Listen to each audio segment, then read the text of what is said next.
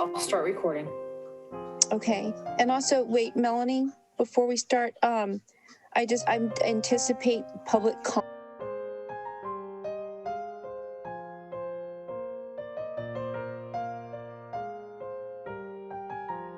Let's start recording now.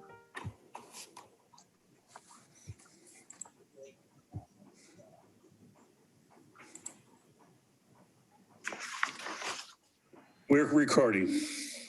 Great. I'd like to call the meeting of the Harbor Board of Commissioners to order on May the 19th at 1:01 p.m. Melanie, roll call, please. Commissioner Chang Crawley. Present. Commissioner Ryring. Present. Commissioner Mateusz. Present. Commissioner Zemke. Present. Commissioner Lorenz.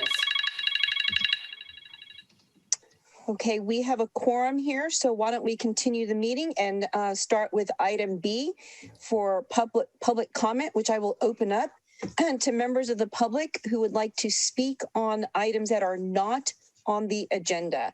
And it looks like we may have one hand raised so far for BioAge Labs. I don't know if you can hear us, but if you can, you have 2 minutes to make your public comment now. I'm sorry, this was Eric Jones.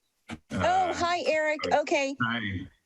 Hi. Your item is further down the agenda, so why don't, unless you want to make a public comment now on something that's not on the agenda, Nope. Why don't we wait until you do your presentation? Yes, absolutely. Okay, perfect. Thank you. Thanks for being here. So I don't see any hands raised for public comment number 1 or item B. So I will close public comment and let's go to item C, which is the consent items or consent calendar. Does anyone want to pull anything off of consent? If not, is there a motion to approve the consent calendar? So moved. Is there a I will second that. Okay, roll call, please. Melanie? Commissioner Ryring. Aye. Commissioner Mateusz. Aye. Commissioner Zemke. Aye. Commissioner Lorenz. Commissioner Chang Crawley.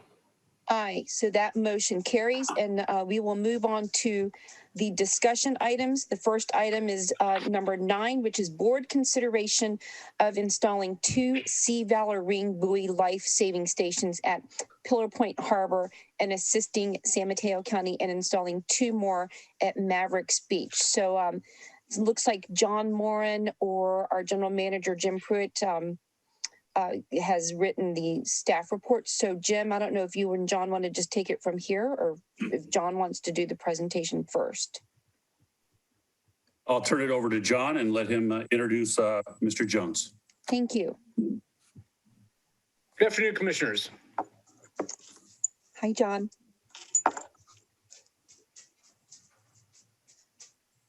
You're on, John, for item number 9. This is a motion to authorize staff to utilize district resources to obtain all necessary permitting and cover construction costs for installation of 2 Sea Valor life-saving stations at Pillar Point Harbor, 1 at each breakwater, and 2, lead the permitting efforts and cover costs for the installation of 2 Sea Valor life-saving stations on San Mateo County controlled property at Mavericks Beach. The district GM was approached by Sea Valor organization who proposed donating ring buoy life-saving stations to the district. District staff met with the Sea Valor representatives and identified 2 proposed locations, 1 at the breakwater near Surfers Beach and 1 at the breakwater near Mavericks. The Sea Valor organization will donate the life ring stations. The district will be required to pay for the permitting costs and professional installation in accordance with the permitting requirements. At present, we are unsure what either of those costs will be. The district will need to bring on a consultant to generate the application for a coastal development permit, and then those permitting requirements will dictate how in depth will have to go for the actual installation. It may not be in depth at all, so no real significant cost, just a post hole digger and some concrete and the installing the posts that are going to be supplied to us by Sea Valor. So at present, we just do not really have any kind of estimate at the cost. We can roughly estimate after talking to our consultant that it'll be under $5,000 for the coastal development permit itself, the application and the permit. And now we've got Eric here today from Sea Valor that will give us a little presentation and briefly explain the benefits of these life-saving rings. Eric? Hello, John. Thank you for the introduction. Hello, everyone. Thank you for inviting me to speak today. I'd like to just go through, it's probably about a 10-minute PowerPoint presentation that will explain sort of my involvement and what our proposed solution to this problem is. Can everybody see the slide screen now? Yes. Yes. Okay, great. So again, my name is Eric Jones, and I'm the founder of Sea Valor. And essentially what that is, we're an organization based out of Emeryville that I started a few years ago to try to help people with PTSD. I've had issues with PTSD myself over the years. And essentially we use ocean and water-based activities to help people. So a few months ago, I was contacted by a friend of the family, a friend of the Pruthes family, after RNA was swept out to sea at Cow Ranch Beach. And after the Coast Guard called off their search after the second day, we became involved. We brought resources and personnel and volunteers and ended up spending just over a month helping a search from RNA. So during that experience, we certainly learned a lot. These are some of the statistics with sneaker waves. Each year, an average of 9 people drown along the Northern California coast after being swept off their feet by sneaker waves. Not everybody knows what a sneaker wave is. So this was from the National Weather Service up in Portland. Essentially, a sneaker wave, they're waves that run up on the beach much further than other waves, including rocks and jetties. So what that essentially means is a person can be on the beach just enjoying, playing on the sand or in the surf, not actually in the water. And waves, they come in sets typically, but every now and then you have one that's much greater and much larger than other waves. And they knock people off their feet. And then as the wave recedes, oftentimes they carry people back into the ocean, which is what happened with RNA. So this was during November 2020 through January 2021. During that 7-week period, there were 12 people that were swept into the ocean just here in sort of the Bay Area, Northern California beaches. And those instances are enumerated on the right there. So out of those 12 people that were swept into the ocean, only 4 survived, which means that in 7 weeks, we had 8 people that drowned because of these sneaker waves. This is RNA. Unfortunately, I didn't have the opportunity to know him beforehand, but I've gotten to know his family and his friends and his brother. And every death is a tragedy. But this in particular, it's just absolutely heartbreaking the way it happened. His family, they were there just with some other friends on the beach, and they didn't really know what sneaker waves were. They didn't know the danger. And essentially a wave just came in and took his younger brother, his 8-year-old brother, knocked him off his feet and started carrying him out to sea. And then RNA's 2 parents, they went in to try to help. And then finally RNA went in and tried to help his brother and his mom. And people on the beach were able to form a human chain and get the 2 parents and his younger brother back in. But sadly, RNA was not able to be recovered. And his parents, for about 15 minutes, they watched as he slowly drifted further and further out. So like I said, Sea Valor, we became involved a few days later, and we used helicopters, jet skis, boats, walking on the beaches. And it really became apparent flying up and down the coast so many times, just seeing how beautiful our coast is and how lucky we are to be here, but also this hidden danger. And there were so many instances during these flights where we would see people just on the rocks, fishing, sunbathing, whatever. And on several occasions, we actually saw waves come and knock them off their feet, and they were able to get back up, and it was okay. But I think it could have certainly gone in another direction. And people they don't seem to understand the danger of these waves, especially during the winters here. So this was 2 Sundays ago, I believe, the San Francisco Chronicle. They did a really full and thorough story. It was on the front page of the Chronicle and then 2 full pages. They did a really nice job explaining these sort of hidden dangers and listing some of the other instances. These are RNA's parents, and I believe they're actually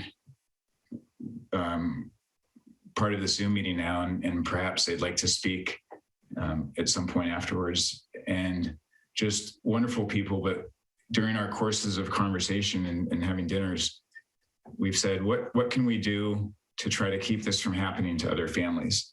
And they've started the RNA Foundation in memory of RNA, with the goal being, it's a very straightforward goal, which is what can they do to keep this tragedy from happening to other people and other families?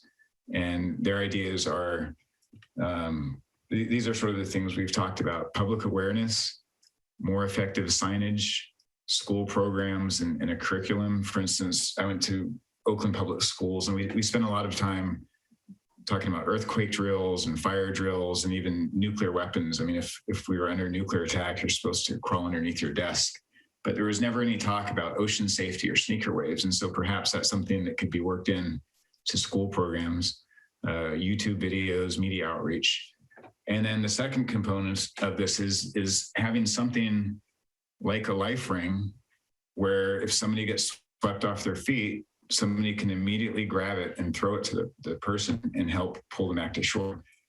In the case of RNA's parents, they said that there are people on the beach throwing tents and anything that they thought could float out to RNA to hope that would be enough that he could hold on to it. But one of these life rings that are specifically designed for this purpose, I think, would have been much more effective. This is just some examples of local signage. The one on the left is actually at Cal Ranch Beach, and it does mention sleeper waves there. It says danger, strong backwash, sleeper wave, rip currents. The one in the middle is at Mavericks, and the one at the right, in the upper right-hand corner, that's actually the exact spot where RNA went into the water. And you can see the poster to the right is the missing person poster for RNA. But on that sign in particular, there's nothing that lets people know about sneaker waves. And I mean, it's a good sign, and it's definitely better than nothing. But time and time again, people say, family members that have lost somebody to sneaker waves, they say they just didn't know. They didn't know that just walking on the beach could be dangerous. And they knew there were no lifeguards, and signs say no swimming. So obviously they would keep their kids out of the water, but they just didn't know that simply walking on the beach during high tide or high wave conditions could be so dangerous. And another example with the tsunamis, I mean, I'm not sure when the last time somebody was actually killed on a California beach by a tsunami, but there is a precedent for having signs like this. But I think sneaker waves, as far as I know, are much more dangerous and kill a lot more people every year than tsunamis. These are some examples of existing signs in other states and other countries that specifically address sneaker waves. And sort of the research that we've done has shown that having these signs up has reduced the number of deaths by sneaker waves in the places where they're installed. So this is our idea. These are sort of some prototype signs that we put up. These were only installed for a few minutes, just essentially for the photos so people could see what they look like and how big they are. But it starts at the top, and the first thing is that visual warning, which the yellow triangle is pretty much internationally recognized as a warning sign. And it's hard to tell in this picture, but if you zoom in around the corner, in the 12 most common languages along the border of that sign, it says danger in the 12 most common languages spoken in California. But that's essentially, this is the size of the signs, how big they look. So you have the triangular sign, the warning about sneaker waves, and then the life ring, which is kept in the cabinet below. So this is a close-up, and this is the idea. The The yellow one on the left, it says danger in the different languages. And then the important one really is the one that describes sneaker waves. And as you can see, where it says an average of 3 people, that number can be changed. Ideally, it would go down. Several years ago, I was working on a master's in public health back in Virginia, and they had, I think, 7 deaths per year on average of people falling off the rocks at Great Falls National Park. And I was actually very small involvement, but of helping them install signs or actually working on the wordage for signs that said, each year an average of 7 people are swept off the rocks and drowned. And so in the years after they installed those signs, they went from an average of 7 deaths per year down to, I think, 2 or 3. And so I'm not sure if it was the signs that made the difference or maybe just better education, but I think there is a precedent for showing that signs like this do help. And another issue is that with some of these beaches, especially along the coast, you don't know exactly where you are. And so in a situation like this, every minute can make a difference. And if people call 911 and the operator says, okay, what beach are you at? And they say, I don't know, I'm at a beach somewhere in Half Moon Bay. I mean, that can take valuable time while the operator tries to figure out exactly where they are. So in this instance, for the temporary installation, we just used decals and wrote on their Mavericks. But the idea is that you see the sign, you call 911, and very quickly it could say Cal Ranch Beach or, North Shore at Cal Ranch Beach, wherever it might be. And that alone might save a minute or two, which is valuable, and making sure that the resources and the professional rescuers get there as soon as quickly. And then just another warning, which is never turn your back on the ocean. And that's something that a lot of us learn as kids, but not everybody sort of understands that. And just memorizing that phrase alone has the potential to save lives. And so we thought that having that there would be a good sort of reminder. And these are what they look like. The life ring cabinets are made by a company called Glasden, and they're very, very durable. They've been in business since 1970. The cabinets are weatherproof and UV resistant. The color is actually molded into the plastic so they won't fade. And as you can see, there's 100 feet of line that's attached to these life rings. And so the picture on the lower right, you can actually see how far that is. And it's a pretty good distance. And so the idea is that if somebody goes into the water, they know where this is. It's within a few hundred yards of where they are. They run to it. They call 911. They look at the sign and say, okay, we're at this beach. And while all that's going on, and while the professional rescuers are coming, whether it's the Coast Guard or the Harbor Patrol or the sheriffs or the fire department, at least people on the beach can be trying to do something, which is they'd grab the life ring, they'd grab the line, and then they throw it to the person and either tell the person to swim towards it, or ideally they throw it where it lands close enough where the person can simply grab onto it and be pulled back. So these are just some examples that I pulled off of YouTube, but I've seen these. I've traveled all over the world, and many other places, especially in Europe and Asia, they actually have these on the beaches. And even on the East Coast, Maryland, they have them. Florida, they have them. In New York, along the Hudson, they have them installed pretty frequently.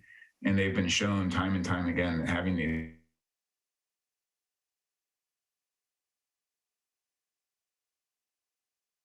people essentially just grab the life ring, grab the rope, and hold the line, throw it to somebody, and then pull them back in.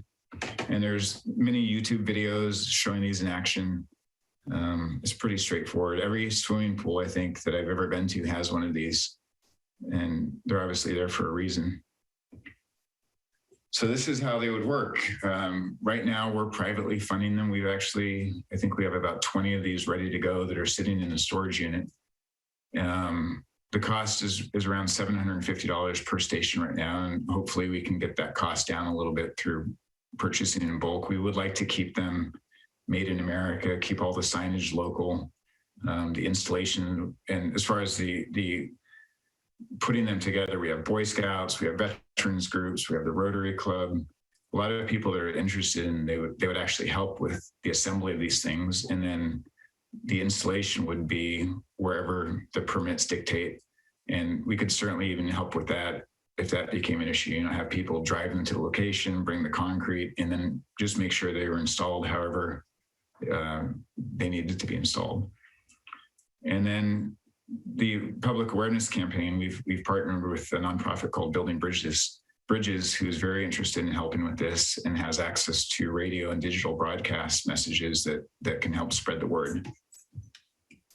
And just sort of speaking it, discussing this idea with people, everybody's been supportive of it that we've talked to. We had the commander of the U.S. Coast Guard Sector SF, Captain Marie Bird. She was actually out sailing with us a few weeks ago, and we discussed it with her, and she was extremely supportive. Congressman Rokana, we had a probably an hour-long meeting with him a few weeks ago with RNA's parents, and he was extremely supportive, and he said he would lend his support in whatever way possible. And the same with Congressman Swalwell. So we haven't really encountered anybody who said it's a bad idea or they don't support it, which is encouraging. This is the RNA Foundation. This is essentially what I was saying earlier, which is his parents just really, their number one goal at this point is to try to prevent this tragedy from happening to other families. This is just a little bit about Sea Valor and who we are. We're a group of volunteers. And this is just a cause that we feel very strongly about. During the month that we were looking for RNA, we had, I think, upwards of 100 volunteers, whether they're flying in the helicopters or going out on boats. But everybody that got to know the situation was just heartbroken by what happened. And during I think it was actually 6 weeks of total searching, but really during the first 4 weeks, while we were searching for RNA, there were actually 3 other people that were swept out and died. There was a woman at Pescadero, and we actually flew over her body on one of the days, I think the day before she was found. We didn't see her, but it just so happened that we flew over Tenitas Creek Beach the day before she was found. And then towards the end of the search, there was a man down at Moss Landing who was on the jetty with his son, and his son was swept off by a sneaker wave. And the dad jumped in and was able to save the son and handed the son up to a bystander, but sadly the dad drowned. And so we spent the next morning in the helicopter for maybe an hour or two flying around looking for that man as well. And then there's a third person up at Pacific. But I think it's just the fact that in 1 month of me flying in a helicopter, we were actually looking for 3 separate people. Just really clearly illustrates the severity and the danger and the prevalence of this. And I think this is just a little bit about me and my involvement. I've had PTSD since 9/11. I was one of the first responders at the Pentagon, and then I also went up to Ground Zero for a couple of weeks. And so, I've seen firsthand what preventable deaths, especially the damage they do to not just families, but communities, the first responders. Something like this that's so preventable, it really has a trickle-down effect, and I've seen it firsthand for the past 20 years, the way that it affects people. And so if we can maybe over the next 5 or 10 years do something that saves even just one person, I think that would be a huge success. This was last week. This was at Cal Ranch Beach, where the family got together to dedicate a bench and a picnic table to RNA. But I would just, thank you for your time and for listening to this, and, hope that we can all work together to figure out something that can help prevent this from happening to other people. And that's it. Thank you very much. Mr. Jones, thank you so much for doing your presentation and telling your story too. It's never easy, but I think that what you've done has turned something that's tragic into something positive. And I know that, as you mentioned, RNA's parents, Mr. and Mrs. Pruthi, are here as well. And just working together, I think, like you've said, you're turning something tragic into something that's going to be life-saving. So I would like to allow Tarun and Sharmista Pruthi to speak if they choose to do so. Are you able, would you like to speak? Yeah, we can say a few words. Thank you so much for being here this afternoon. I'm so sorry for the tragic events for your son. I'm a mother of 2 boys myself, so I understand, how much of a loss, and especially like a big hole in your heart. But what you're doing is tremendous. So thank you for being here, and thank you for working with Mr. Jones. Thank you. Thank you for giving us. Would you like to say something? Yeah, I can say a little bit. I mean, we obviously know that none of this is going to bring Arun back, but we really hope that this never happens ever again to any parents. It's devastating for the family, and it's just not a good place to be. And we don't know if the life ring stations and signage that Eric is proposing is actually would definitely have saved him, but it would have given him a chance at least. I mean, San Mateo has a long coastline, and in some ways, I think it's the county's responsibility to at least equip people to save themselves if a need arises, because these are relatively inaccessible beaches. There's a long walk to get to them. Just the stairs themselves, someone coming down the stairs, that itself is too long. And in these situations, I think every minute counts. So first responders try to get there as soon as they can, but it's really the people on the beach that day who saved us. Otherwise, we wouldn't have been here either, right? And so I don't know. I mean, this didn't happen, so I can't predict. But I'm sure more effective signage, like what Eric is proposing, would have at least made us more aware and more careful that, okay, even being close to the water is really dangerous on that day. And if we had a life ring station there, I'm definite that someone would have used it, because I know at that time people were looking for anything they could grab onto. Yeah, they were trying to make a take out a tent and stretch it into a rope. They were trying to join the tents all over the beach and trying to make a rope. So we know that they would have used it. Whether it saved him or not, that's unknown. Hopefully it would, but I mean, this cannot be acceptable. Just this Sunday, I think there was another incident in Santa Cruz where a man and two kids were washed off again. So we really have to do something to stop this from happening. And this is, I think, a small step in that direction, what Eric is proposing. I think he's done a great job putting it together, and I think it's the right thing to do for the county, and in fact, if possible, scale it to everywhere possible in California. And what I was going to say, I forgot. Okay. But yeah, I mean, that's all we have to say. Thank you. Thank you for, like I said, everything that you're doing to support this effort. I mean, we'll never know, but at least you're right, there's a chance. So I know that Mr. Jones is very grateful, as well as the Harbor District. So thank you for working with us as well. And thank you. Thank you. I see that Sheriff Carlos Bolanos is on this panel too. I know that Mr. Jones had mentioned that, working collaboratively with, law enforcement and other emergency responders like fire districts and fire departments will be important. So, Sheriff Bolanos, I don't know if you would like to say a few words as well. I think that you're supportive of something like this. So I'm opening this up to you now. Thank you very much, Madam Chair, and thank you to the Harbor District for allowing me to say a few words. I'd like to start off by, first of all, offering my sincerest condolences to the family, members of the Sheriff's Office.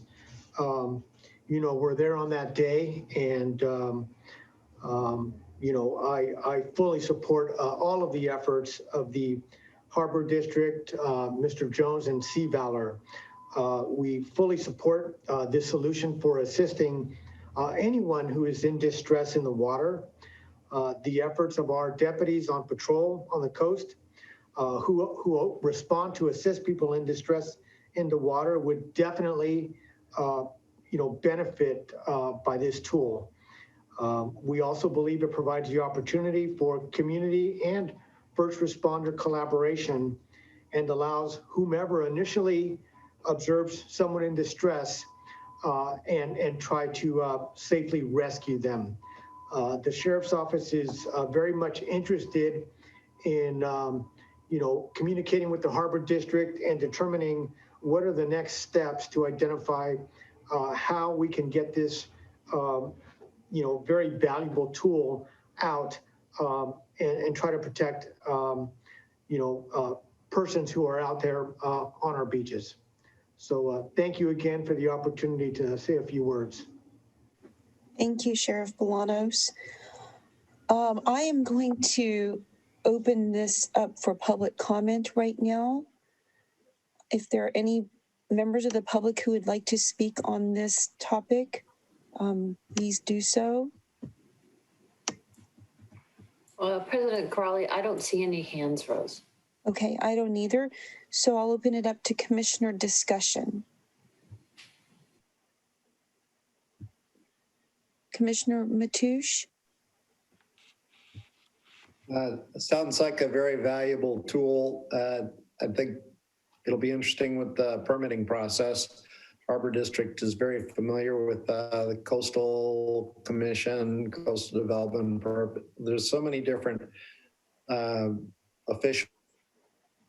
The harbor footprint itself will be working with you if my fellow commissioners agree. Commissioner Zemke? Oh, through the chair. I think this is a good idea. It may not work in every situation, but it's a step in the right direction and would provide value, I believe. So I'm in support of this. Vice President Reiering? Eric, thank you for your presentation and for your work. I think this is the most moving agenda item that we have ever had. Taryn and Sharmisa, I'm so sorry for your loss. It's just unspeakable. I'm very much in support of this, and the only question that I have is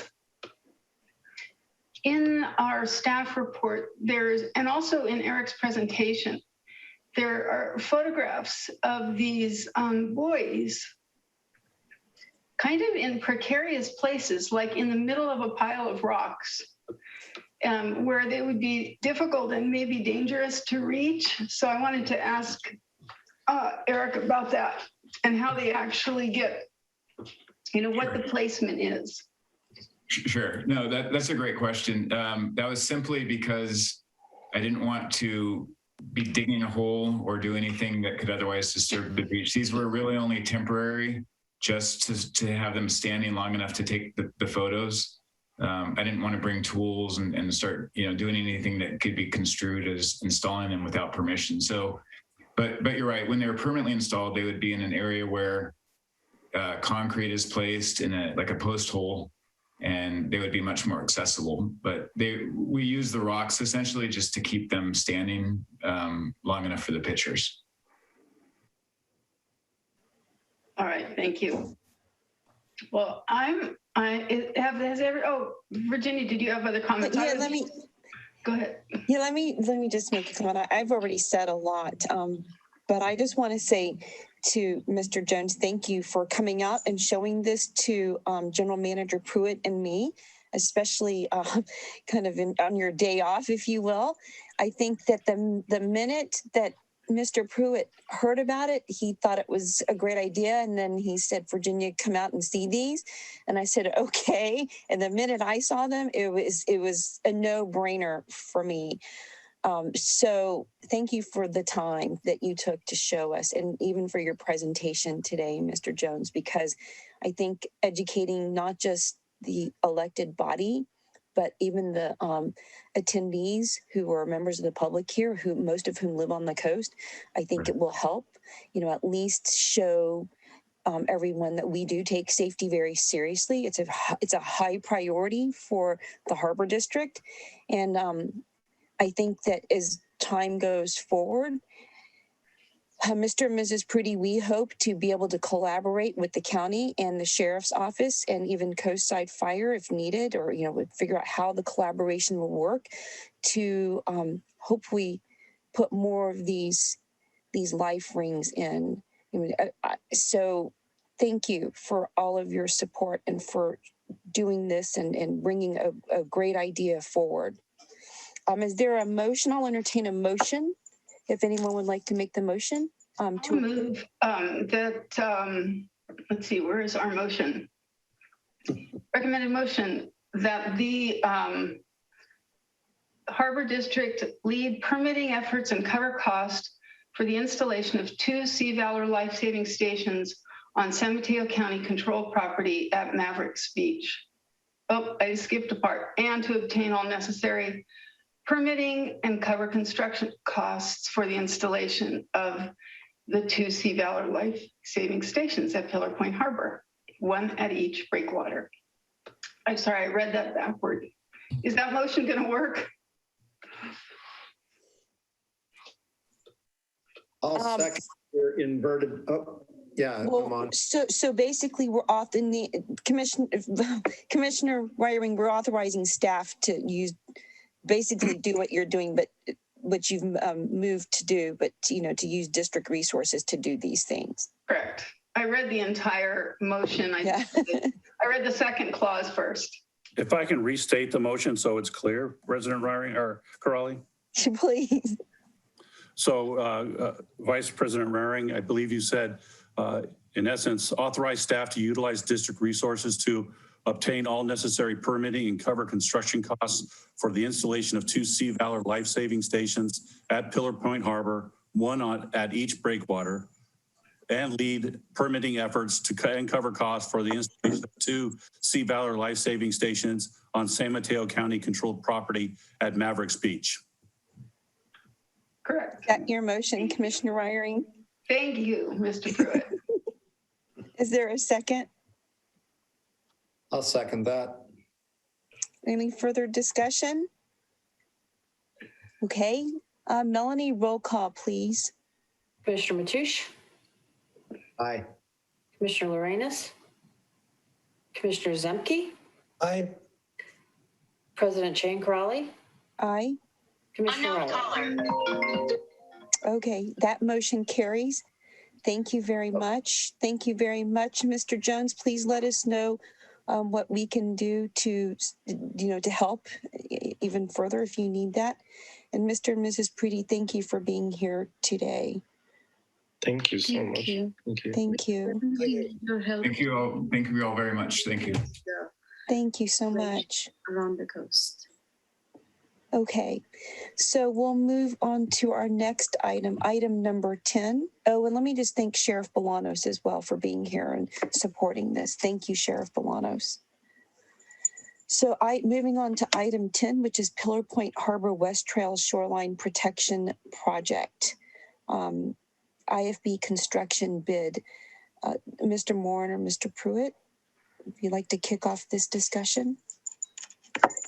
Yes, John Morin will.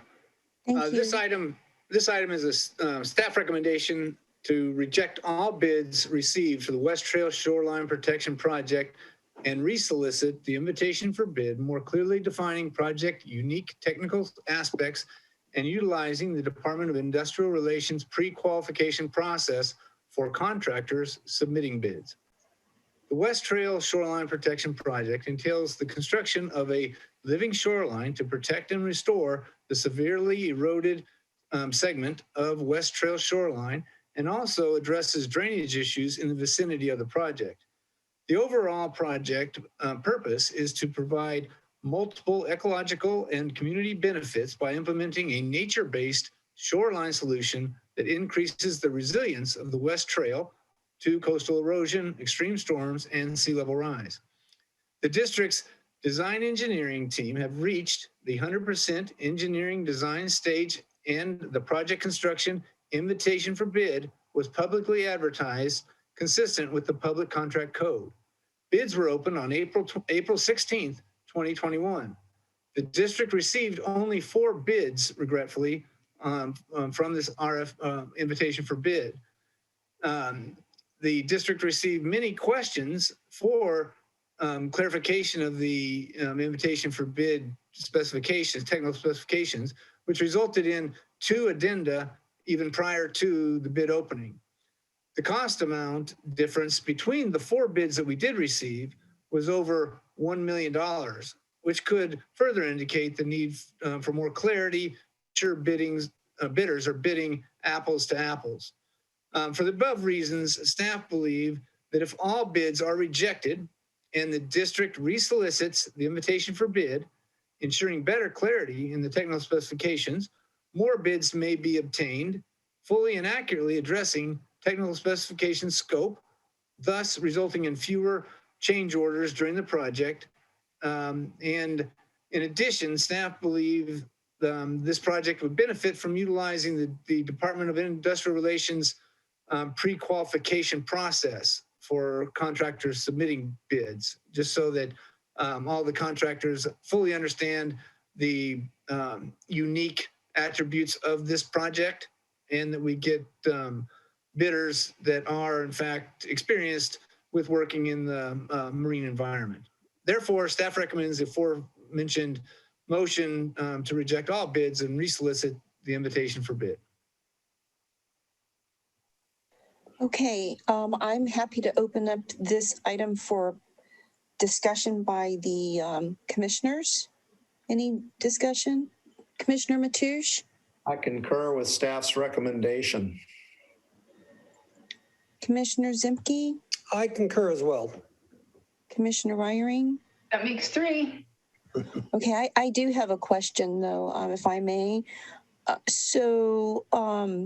I guess it sounds like from the staff report, and I agree that we need to do this, but I guess we're going to be rewriting this so it's more specific. Is that correct? It's just in a more narrowly defined way, so that I guess so that we won't get as many bids that are not as relevant. Maybe that's the way of putting it. It's not unusual at all. Based on my experience, I've done a lot of these invitation for bids and requests for proposals. It's not unusual at all to have, 1 or 2 questions. There's a period for, during the process, there's a period for questions, clarifications, requests for modifications. However, in this instance, we did have quite a few, an abnormally high number, which does indicate that we could have made the technical specifications a little bit more clear, and we can actually implement the answers to those questions in the new technical specifications that we will include in the new invitation for bid. It is possible that some contractors that were initially looking at it and these they had maybe these same questions or made assumptions that were incorrect and therefore maybe did not bid. There just is no way for us to know for sure, but we are disappointed that we only received 4 bids. And again, it's also very unusual for us to have $1 million difference between the high and low bid. So we'll be relooking at the technical specifications, trying our best to just to ensure that we answer all the questions for sure that we received during this first process, and make it as clear and concise as is possible, while also, again, we previously were not aware that we were able to use this pre-qualification format. Our template did not include such an option, but we now are aware of it. And since we are aware of it, I believe it is our duty to ensure that we use every tool at our disposal to ensure that we get as many qualified bidders as is possible. So under these unique circumstances, even though we hate to delay the project this has been a long process to get to where we are now with the West Trail Shoreline Living Shoreline Protection Project.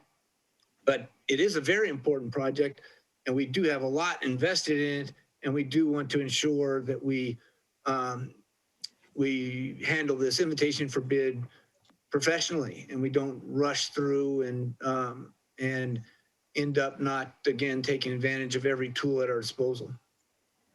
So another quick question. So just so that people would know, how much of a delay would there be? It sounds like the original schedule would have had this West Trail project done probably at the end of 2021, possibly within the first quarter of 2022. I don't know how long of a delay this will cause for we're looking at realistically. We're looking at potentially 2 months delay. So still within the first quarter of 2022, possibly. Yes. Yeah. Okay. I don't see any hands for public comment, but I'll open it up to public comment if anyone would like to make one. Okay, I don't see any. I'll close public comment, and I'll entertain a motion for item number 10. Commissioner Mateo, did you want to make the motion?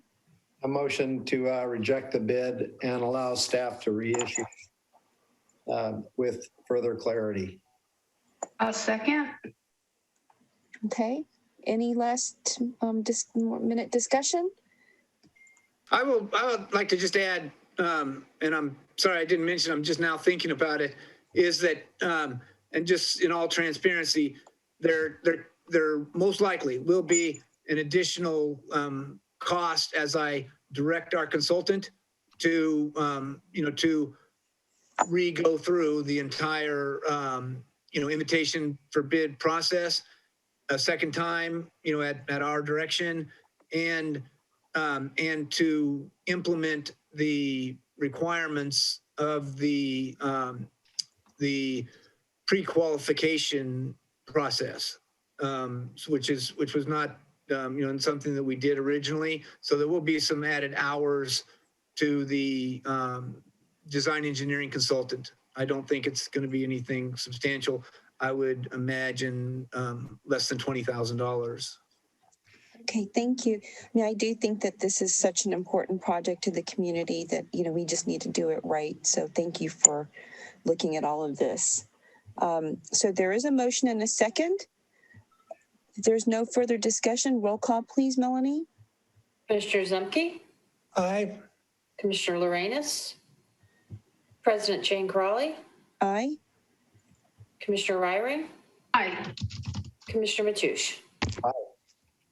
Great, that motion carries. And now we are on to item number 3, which is the Johnson Pier Terminus Operational and Safety Plan. General Manager Pruitt, would you like to kick off this discussion?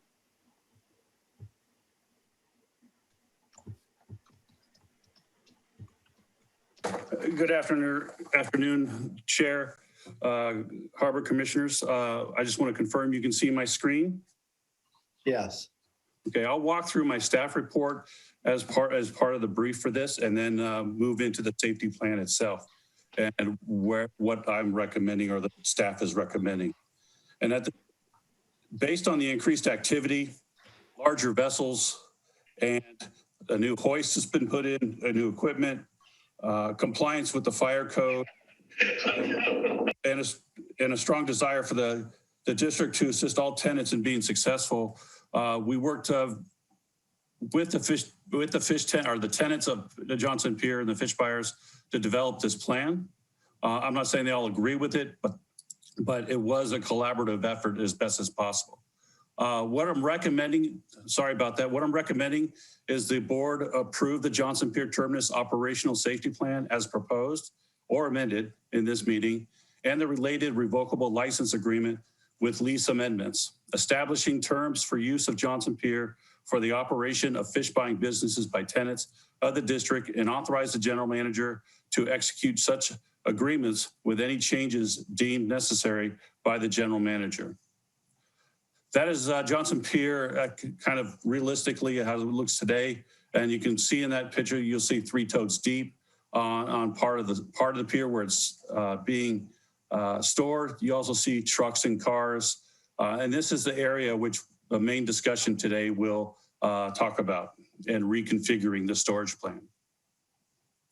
The pier terminus at Johnson Pier, again, supports all 3 companies.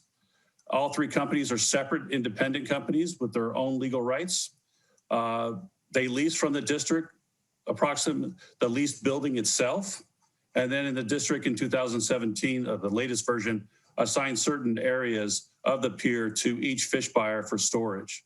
That storage plan no longer complies with the fire plan or fire code. And with the new addition of hoists, we need to rearrange the pier deck to ensure safety of not only the workers and the public, but also the first responders. In 2000, that's what I said in 2017. Yeah, as you see from these pictures, it's very congested. On the left, you see 2 trucks parallel parking. Are parked. Fix my typo. And then you'll see, and the trucks that are parked abreast of each other are actually exceed the weight limits of the pier. And a recent study of the piers indicated that there are some pilings that are overstressed and starting to crack. So we have to protect the pier and ensure proper parking of those trucks to avoid overstressing it. And then the picture on the right where you can see the public coming in and actually getting in between forklifts and moving totes as they load into the truck, which is a very dangerous situation. The district does have authority, both under the lease and as confirmed by a recent arbitration award, to designate space on the pier to include tote storage and other storage issues or operations on the pier itself. And that's the authority in which we're doing that. There's 2 pictures I wanted to indicate that, vehicles are parking in the common access area on the pier. You have a tote in the pier on the left. And then on the right, you can see totes are almost completely blocking the entire pier, and forklifts are running back and forth. So it's very, very congested and needs to be rearranged to ensure a little more operating room to ensure safety. And again, you have on the main Johnson Pier, you have a semi driving down the pier, you have trucks on the left, and then you have pedestrians and the members of the public walking in between the truck and the semi, behind the semi, and in front of the semi. And then we have random totes that are stored outside of the storage areas that we need to address to ensure the openness of our plan. In developing the plan, we considered multiple things in those 12 items listed. And then we worked extensively with each tenant, proposing multiple drafts and receiving input from each tenant and modifying those drafts based on that input. Multiple changes have been made from the based on the enclosed plan based on input from the tenants. One point on the back is the western edge of Johnson Pier behind the fish buyer building historically has been assigned to tenant B, which is the center tenant in the building. And that assignment was documented in the 2017 amendment. But under our plan, we're reassigning portions of the rear pier to all 3 tenants. So each tenant will have space on that rear deck. Tenant B, the center tenant, will continue to have access to the entire waterfront, and tenants A and C will have to provide them access to the cleats and the ability to tie up their vessels in their areas that are designated. This is a blow up of just the western edge of the pier terminus. A, B, and C, the blocks is the fish building that I discussed. It's the fish buyer building. And then the different colors are each tenant's space. So you have tenant A with the blue, tenant B with the orange, and tenant C in green. And that's how we divided up the western edge of the pier, 20 feet to tenant A, 30 feet to tenant B, and 20 feet to tenant C. A question has been asked if we can reassign that, or the district have the authority to reassign the pier, and that's clearly stated both in the lease and in the recent arbitration award, as discussed in the staff report, that the district does have the authority to redesignate space on the exterior pier deck. And that's what we're doing.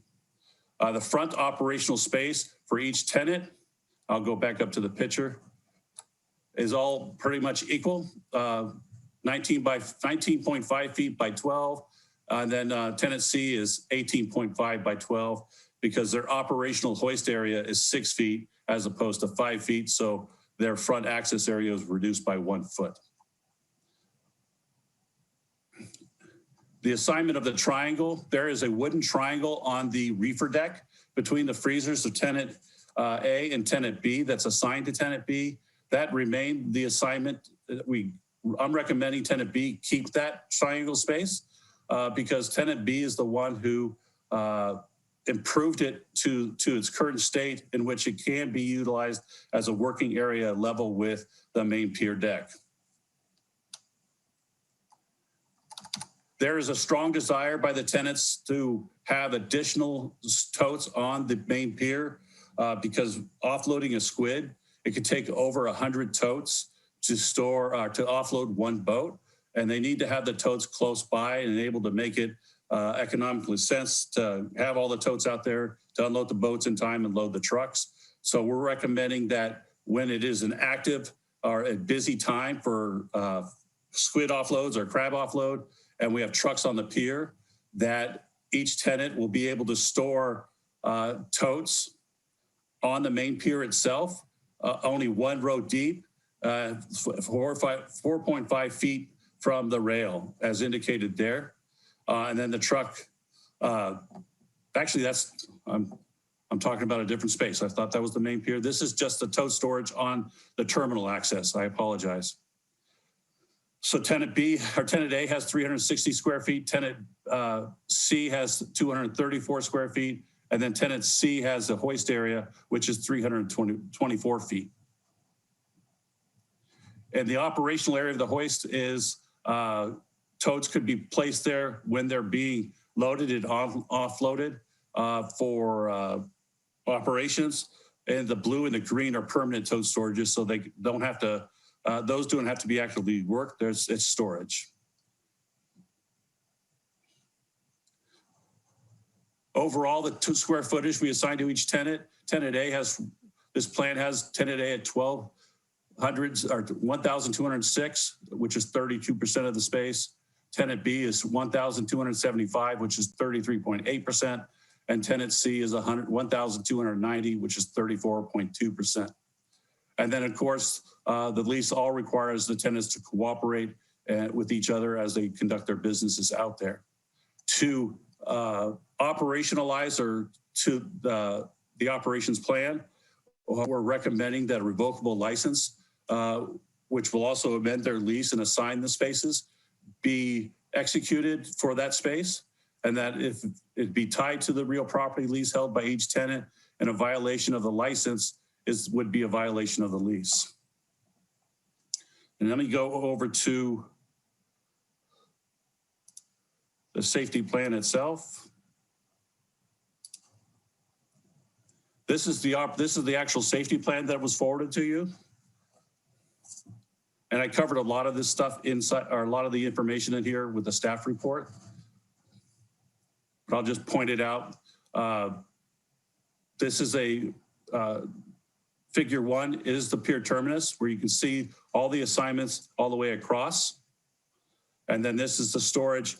Because tenant C and tenant B have limited storage on this pier deck in this area now, we move some additional storage over to this side of the pier opposite the ice house and provides them with permanent tote storage on that area. We moved the truck loading line to the end of the ice house pump house area near H-Dock, and that's where trucks will back up to get loaded. The entire area behind that truck loading line and then onto the pier will be an operational space for loading trucks. So I expect to have full totes being stacked in this area and loaded into trucks while maintaining an area to operate and fire access. All the active work zones in front of the buildings will have to be, are only authorized for use during active operations, and no permanent storage can take place with totes or equipment. All fork trucks have to, must not unreasonably interfere with other forklifts or other equipment or operations on the pier. And then the obligation to cooperate listed, the square footage. Each tenant will be responsible to keep their own assigned spaces clean of debris and garbage. And then I'm getting tons of emails. The hoist area will be at active work zones. Again, only active totes could be put into there.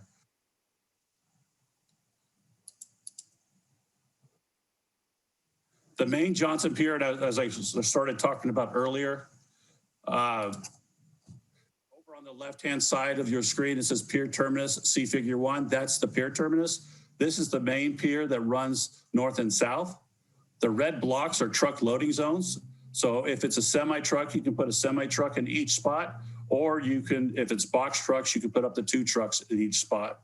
And then opposite the trucks, as you can see, are active tote loading zones or storage areas where each tenant will be authorized to access their totes. And then I flipped their access from the main Johnson Pier to this pier. So tenant B is first, C, then A, as is the reason for why I assigned each fish buyer to a specific area on that pier.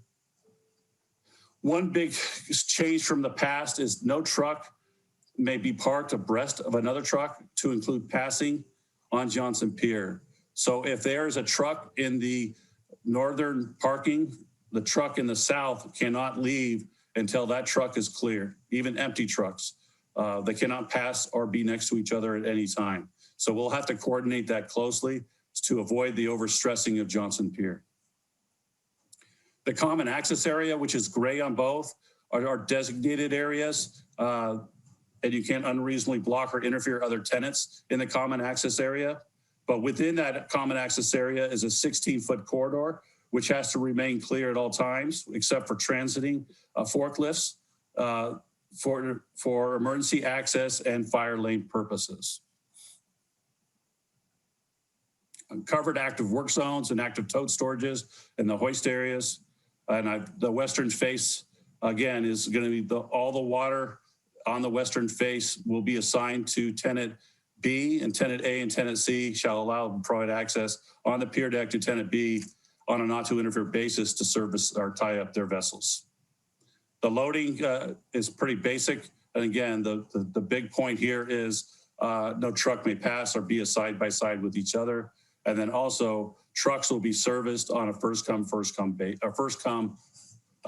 access basis.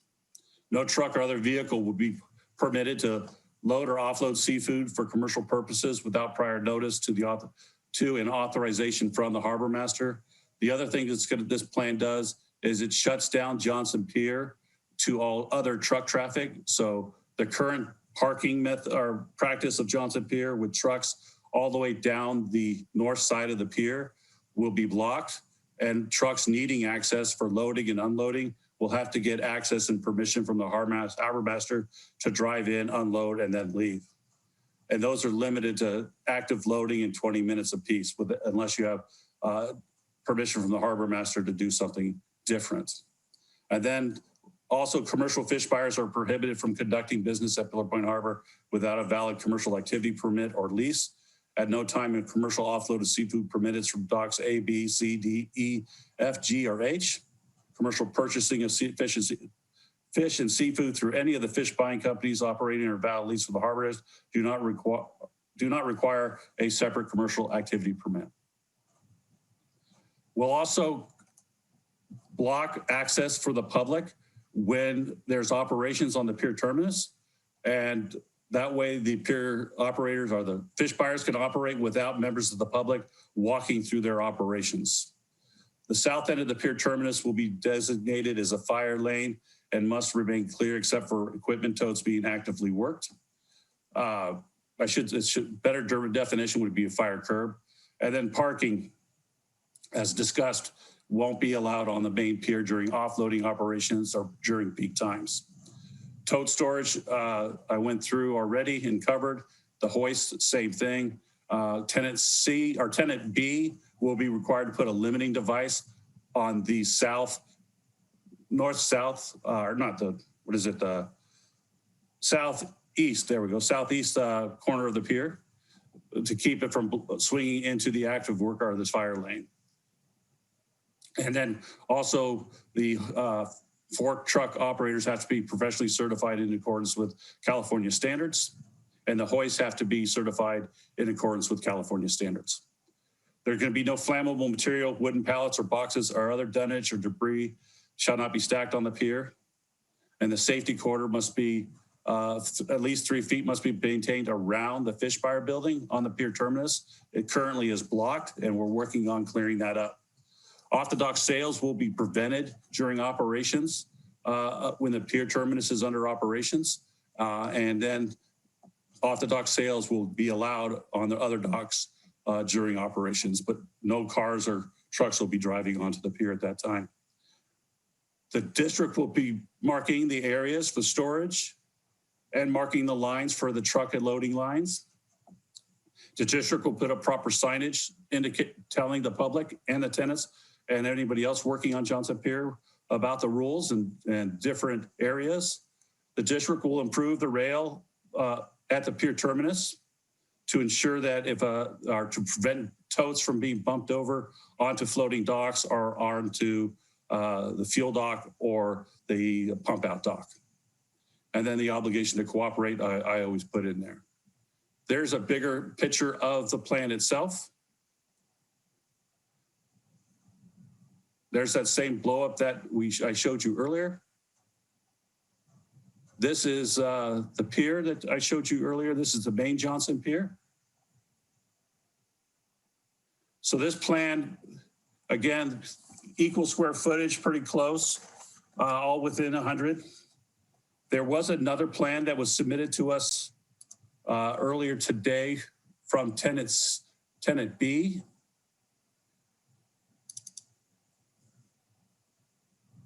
Which changes a little. Tenant B has requested that the board consider keeping the entire west end of the pier over behind the fish fire building assigned to tenant B as it currently is. And then assign this triangle space in front of tenant C to C and this 203 square foot to tenant A. If I did that, the square footage changes to tenant A being 1,229 square feet, tenant B would be 1,635 square feet, and tenant C would be 1,281 square feet.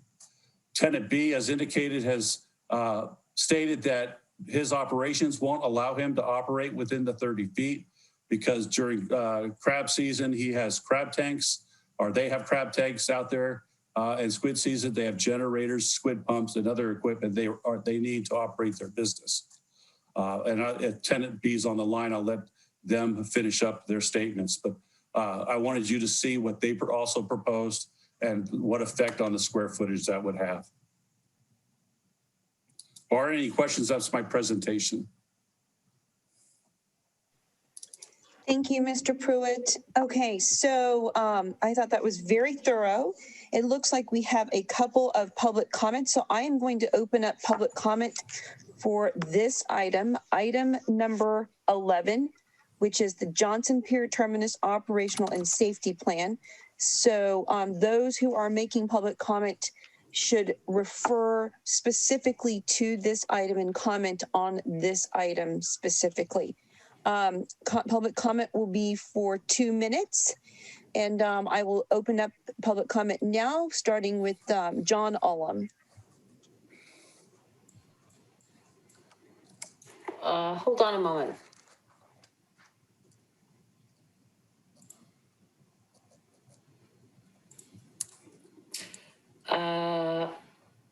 For some reason, when I share the timer, I cannot see anything else. So hold on one moment. Let me try to figure this out.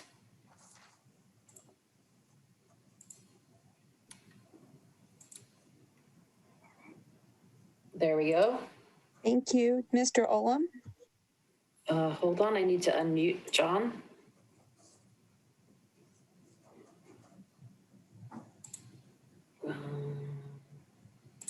Sorry, guys.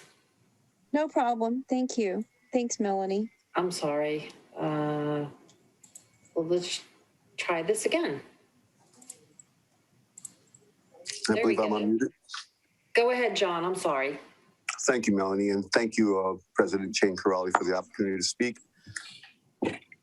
As you know, the pier is too small for the amount of activity that's going on out there. You can rearrange it all you want, but according to the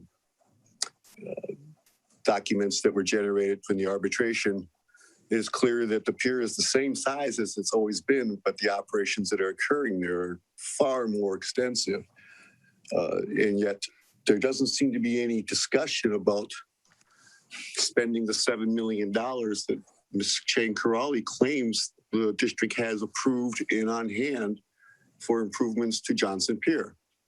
This is really confusing. These people who work out there provide a great service to our community, are part of the actual fabric and image that we associate with ourselves in the coastside community. And they feed their families, they feed a lot of people, and they work hard and they work a dangerous job.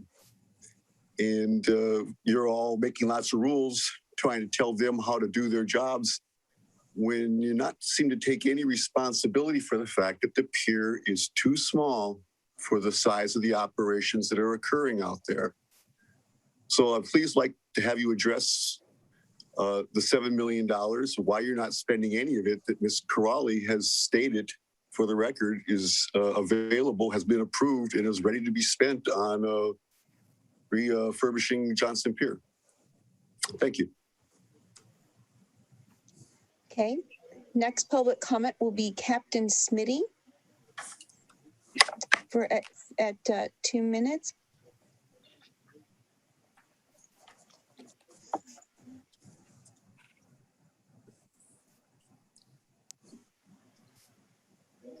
Okay, let's try that.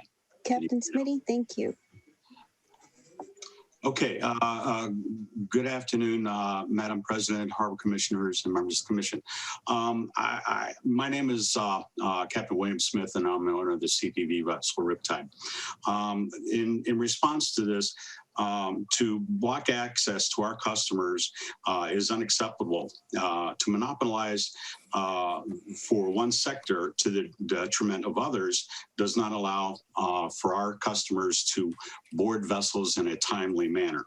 There needs to be public access kept for the other sectors that need to access our client, our businesses. We work on strict time schedules, and to be blocked for periods of time just is not acceptable for aspects of mine and our businesses on the pier. As an example, I run multiple ashes scattering trips, and I'm in order to keep them on schedule, we need to have access for those on a timely manner. So by closing down the dock, this would cause undue problems for my business, and I know for others. This is not really an acceptable method to close the pier down. Plus, there needs to be access to the docks by trucks not blocking them. Thank you very much. Thank you. The next person I'll call on is Porter McHenry.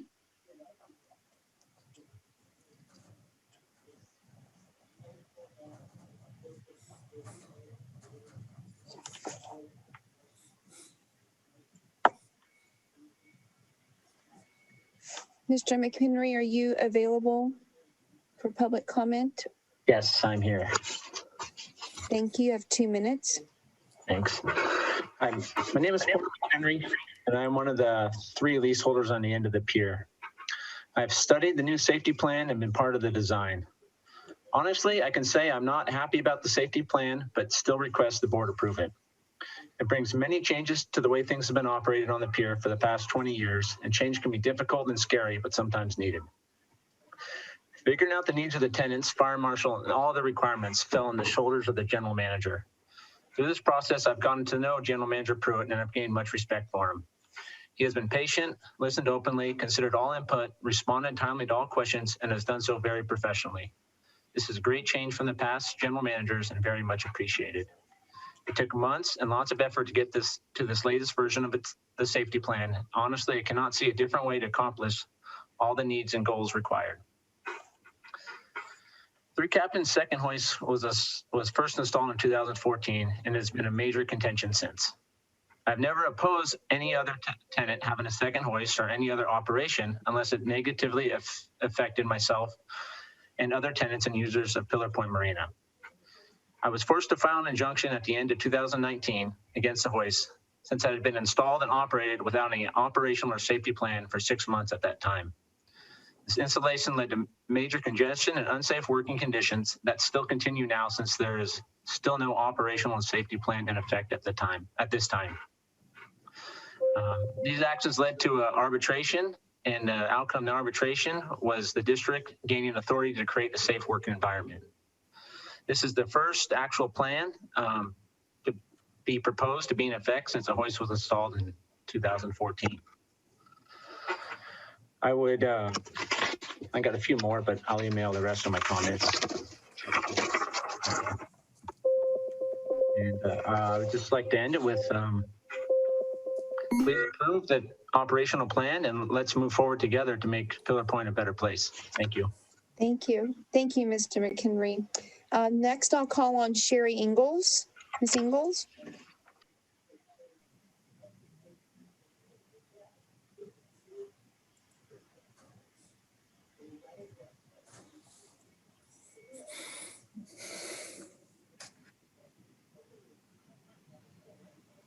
Melanie, have you unmuted Ms. Ingalls?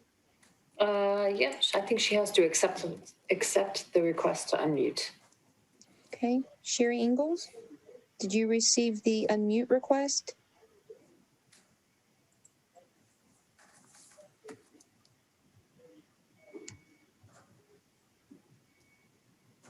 Okay, I can go on and come back to Ms. Ingalls.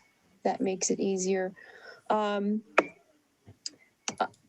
I see Larry here. Larry?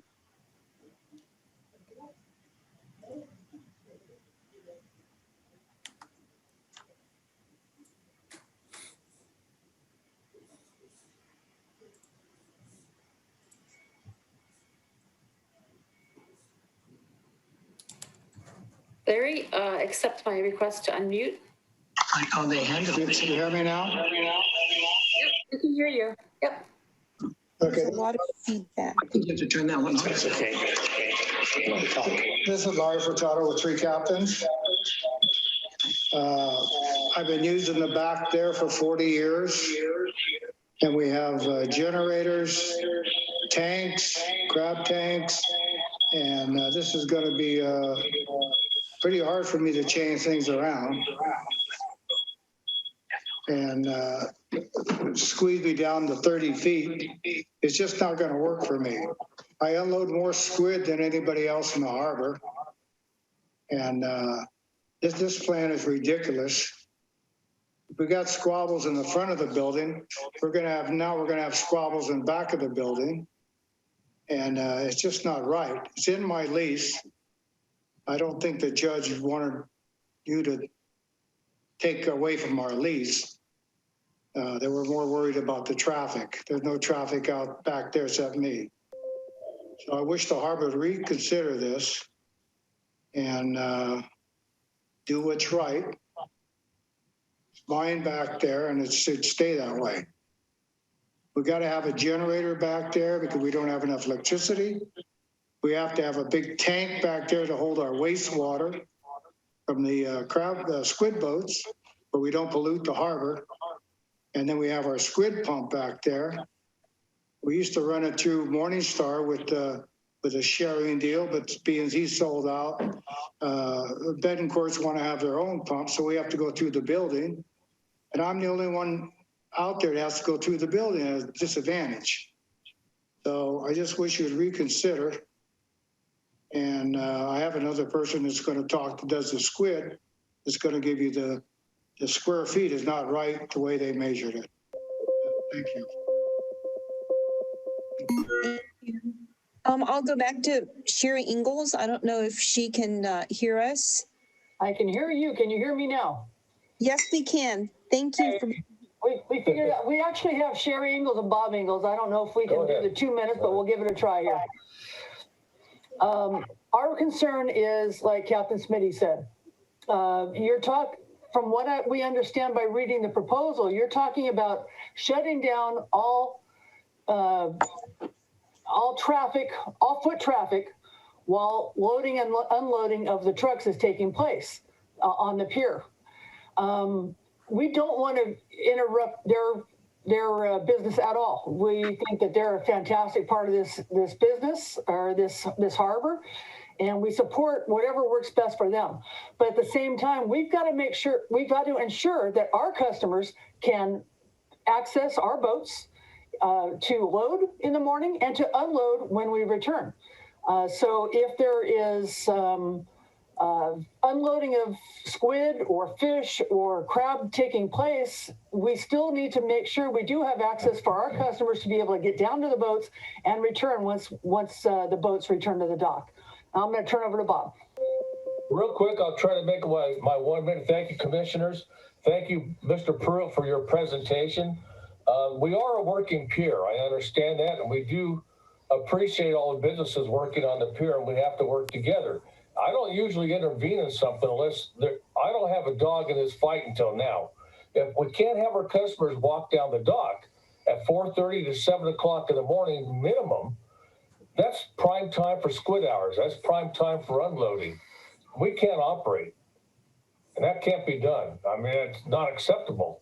So we have to figure out a way to work around this, and maybe the next agenda item, I think I have an idea in the future here, the near future, how the harbor could work around this, and we can all see a solution. Thank you.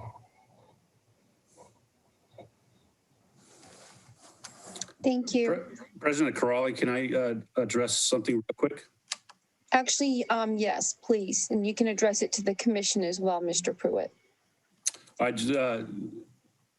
My explanation of that may not have been very clear.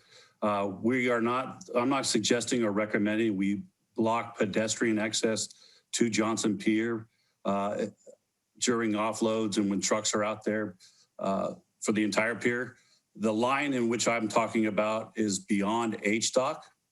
And so blocking pedestrians will be mainly where it says authorized personnel only on the Johnson Pier today.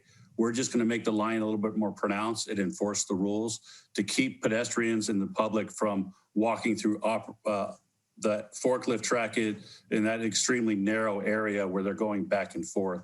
But pedestrian traffic on the Johnson Pier itself up to H-Dock will be open for pedestrian traffic.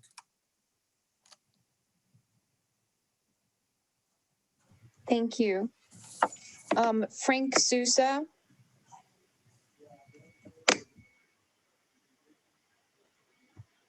Mr. Sousa, are you there? Yeah, can you hear me now? Yes, please go ahead.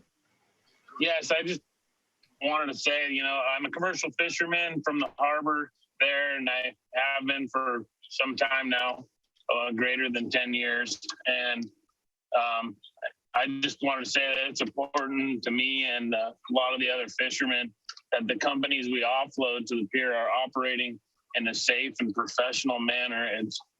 And we also believe that it's not the job of government to advantage one business over another. So I am in favor of the plan that has been shared, and it seems to be equal for all three buyers. And it's good to see them working together like that. So, and equality. Thank you.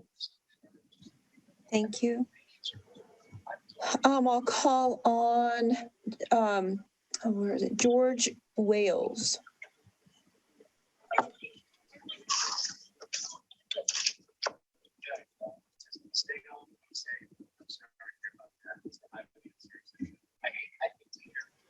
Mr. Wales? President Corrali, just got the unmute request.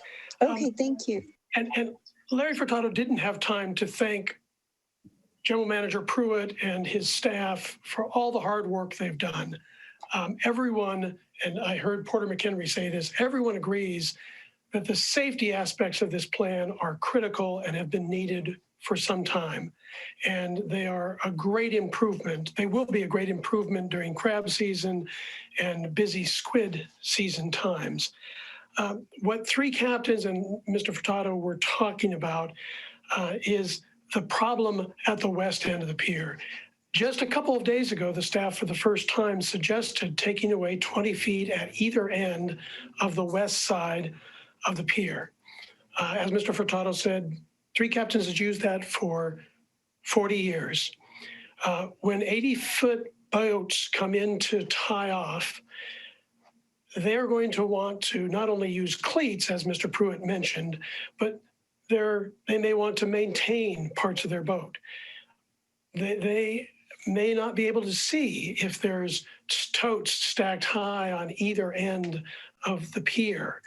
But most importantly, the other tenants all have significant dock length. If you look at any of the enclosures, and I'm not going to take time to screen share, they have the entire side of the building and all the way up to, in Morningstar's situation, they go clear past the service dock.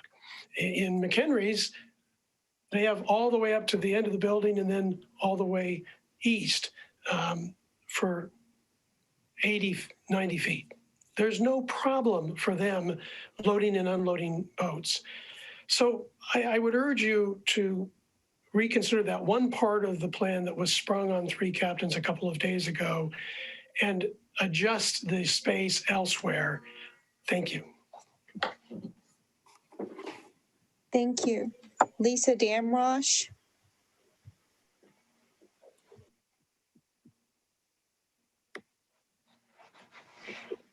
Hi, can you hear me? Yes, we can. All right, thank you, Commission. Thank you for taking up this agenda item this afternoon. My name is Lisa Damrosch. I'm one of the owners of Morningstar Fisheries in the fish buying building at the end of the pier. And I'm giving comment today to ask the board to approve the safety and operations plan as presented to you by General Manager Pruitt. I did a little research and just wanted to share that on average, about 8.8 million pounds of seafood per year is unloaded over Johnson Pier. And that's a lot of product to go over what is actually a pretty small and congested pier. It also has an important economic impact that represents around $11 million on average. And that's just the initial offload value, doesn't really count for all of the impact on our economy as that fish moves through the system. We really appreciate the district's recognition of the importance of commercial fishing, and that General Manager Pruitt has taken the time to come up with a plan that not only meets the safety requirements for the fire department, but that also maximizes and equalizes opportunities for tenants on the pier. We appreciate that's a difficult balance, and I think that this plan really achieves the best that it can be based on the limited space that we have.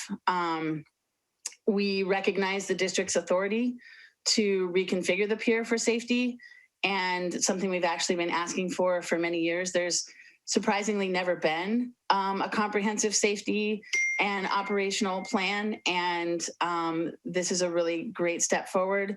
And just really want to thank General Manager Pruitt for engaging the tenants in this process and for the open communication, and just ask the board to approve the plan. Thank you. Steve Fitz.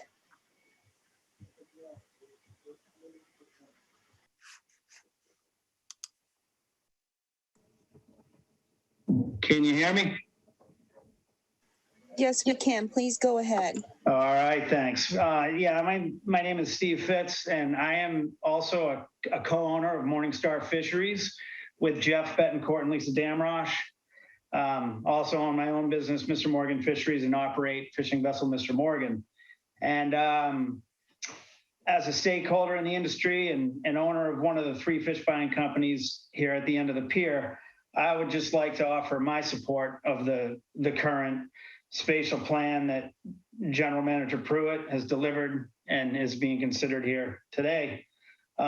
We very much appreciate Jim's efforts in this process.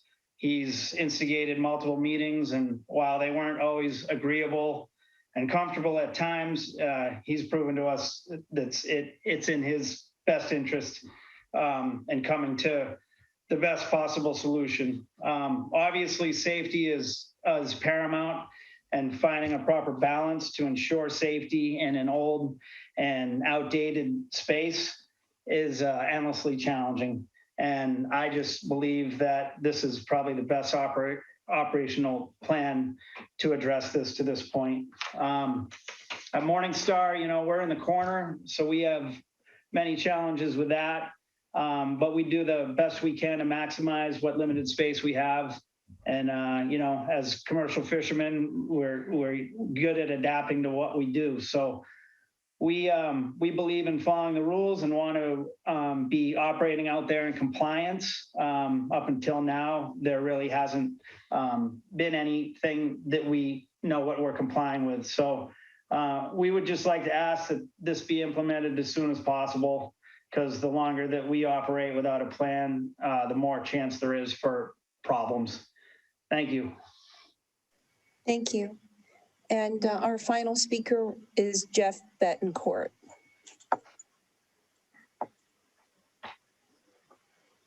You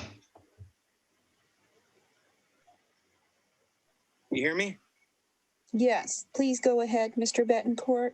Yeah, my name's Jeff Betancourt, and I've been a commercial fisherman here all my life, 4th generation, and I'm partners with Lisa Damrosch and Steve Fitz at Morningstar.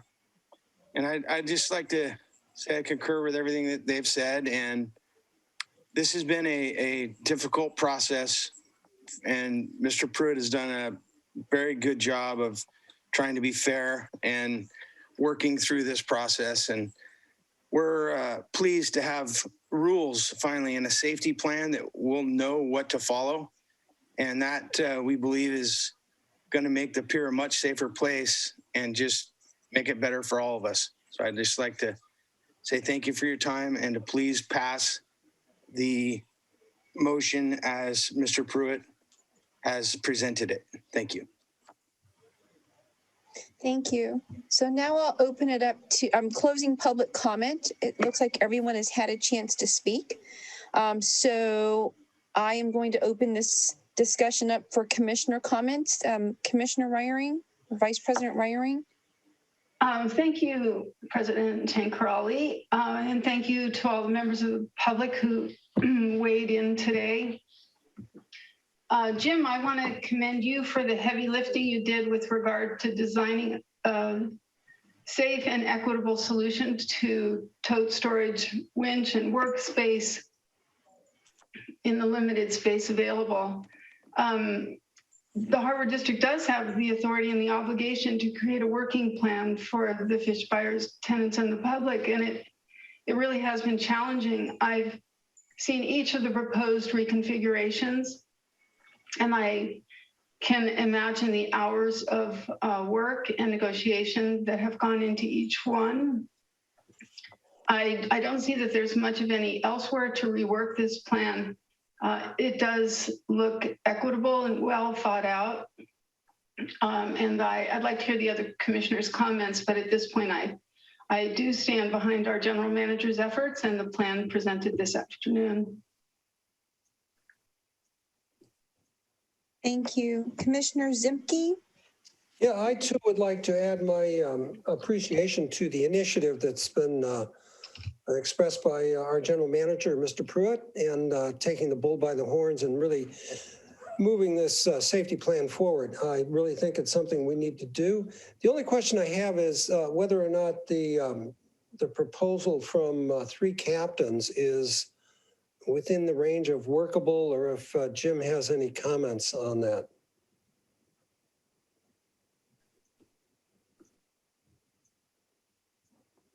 Jim? You're on mute, Jim. Yeah, I've had to find my mouse, move it around. I apologize. I considered, I received that letter this morning after the staff report and the safety plan were submitted to the board. But I talked over those issues with Mr. Furtado, tenant B, and he did provide me with those comments earlier. In essence, not in total, like he did with the written letter. But what it came down to was providing equal space for all fish buyers up front. And then the other tenants A and C also had valid uses for that limited space on the back behind their buildings. I thought in working with the plan and the square footage, it was both equal and equitable to assign those areas to tenant A, B, and C in accordance with that square footage. As respect, can 3 captains operate in that 30-foot space? I agree with Mr. Furtado. It's going to be very, very difficult for him, and he's going to have to re-engineer his operations to be able to work in the space as designated. I also want to clarify that the entire waterfront there in front of the west end, the entire length of the pier, plus Mr. Furtado's boats will have priority to hang over on the pier over other boats assigned to 3 captains. And tenant A and tenant C, the outside tenant will be required to provide 3 captains and their customers access to be able to tie up their boat on the pier itself. Does that answer your question, Commissioners? Yes, that does. Thank you, Jim. Do you have any other questions? No, I have no other questions. Commissioner Matoush?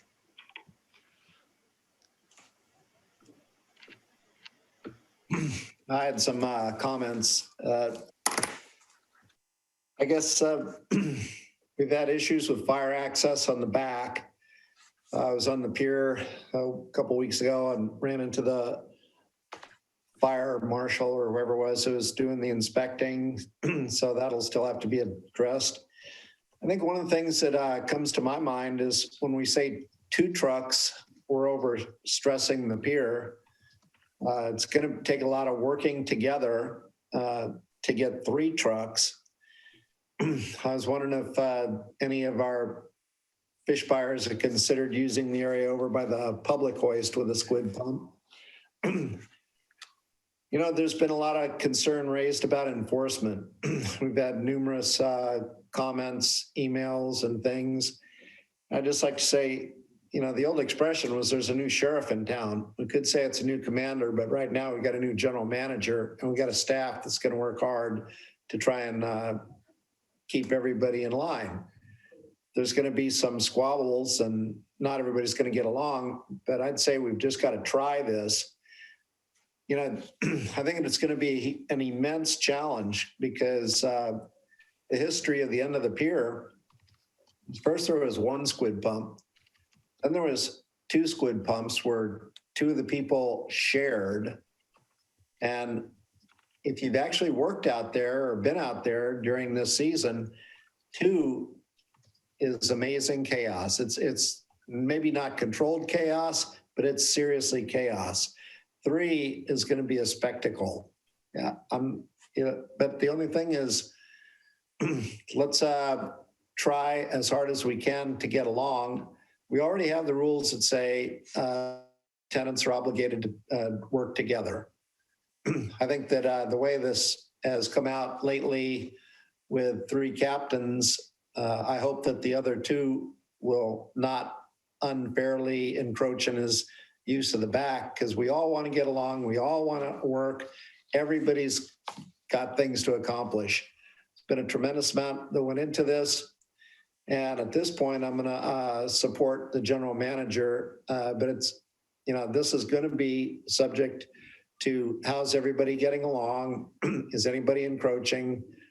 Come on, let's all get along. So those are my comments.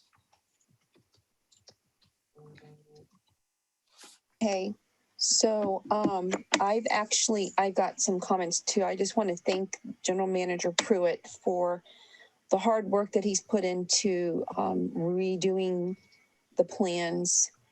If this is not a recent conflict, this conflict has been going on ever since I have been on the Harbor District Board back in 2015 when I first got appointed.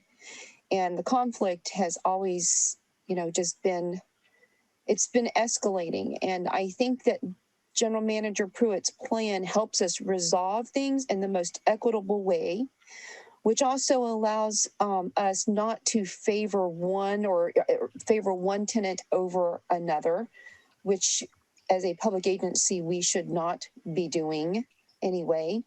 I think that the space differential, I can't remember what you've got up there, General Manager Pruitt, but I think Morningstar had like 1206. Three captains had 1275, and Porter McHenry had 1290, something like that. I don't remember all the numbers off the hand, but around that. That is correct.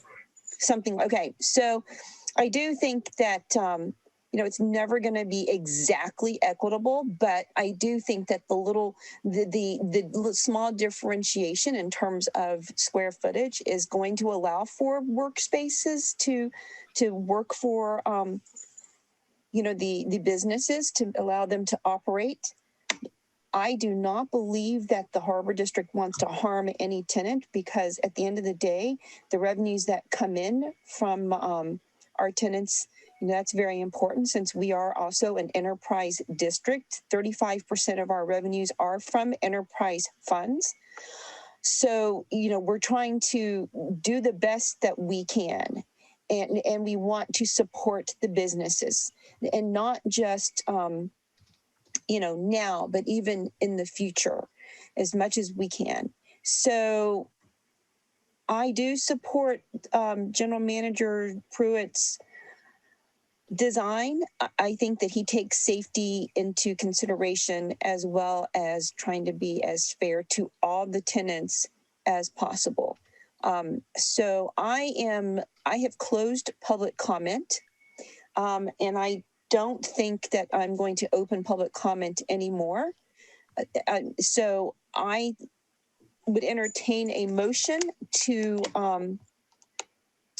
for this item, if any one of the commissioners would like to make a motion.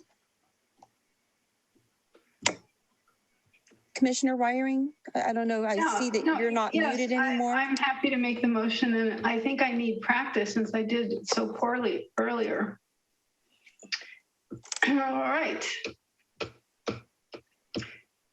I move that we approve the Johnson Pier Terminus operational and safety plan as proposed, as amended, and the related form of revocable license agreement with lease amendments, establishing terms for use of Johnson Pier for the operation of fish buying businesses by tenants of the district, and authorize the general manager to execute such agreements with any changes deemed necessary by the general manager.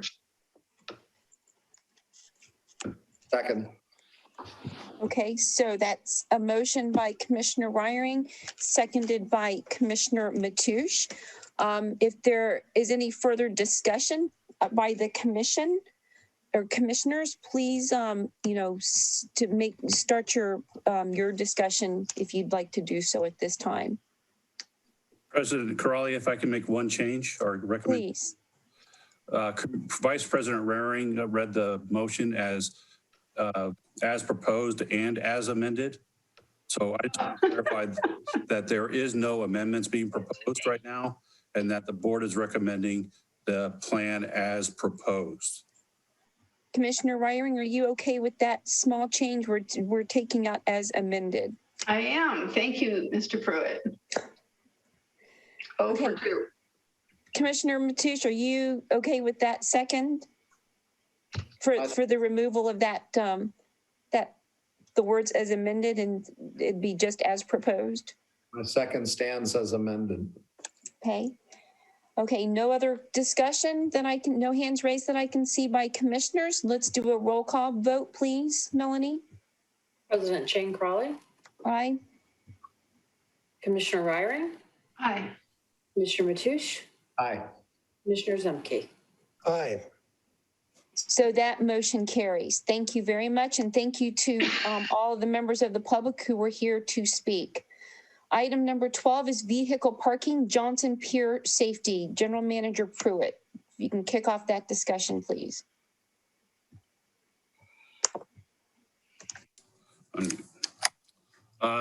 Yes, again, good afternoon. This is a proposal to update the parking. Let me just make sure I'm unmuted. The parking regulations at Pillar Point Harbor and Oyster Point Marina. The main effect of the change would be Pillar Point Harbor and Johnson Pier. Our current regular ordinance, I'm trying to pull up my report. I apologize. My screen is behind the times. The ordinance itself provides us, the harbor master, with the authority to manage parking at Pillar Point Harbor and at Oyster Point Marina. But I want to make sure or clarify in there and clearly state that the harbor master has the responsibility to monitor safety on the pier and to control traffic with relations to parking on the pier itself. And I apologize, I'm still trying to get my agenda to pop up. One moment. It closed.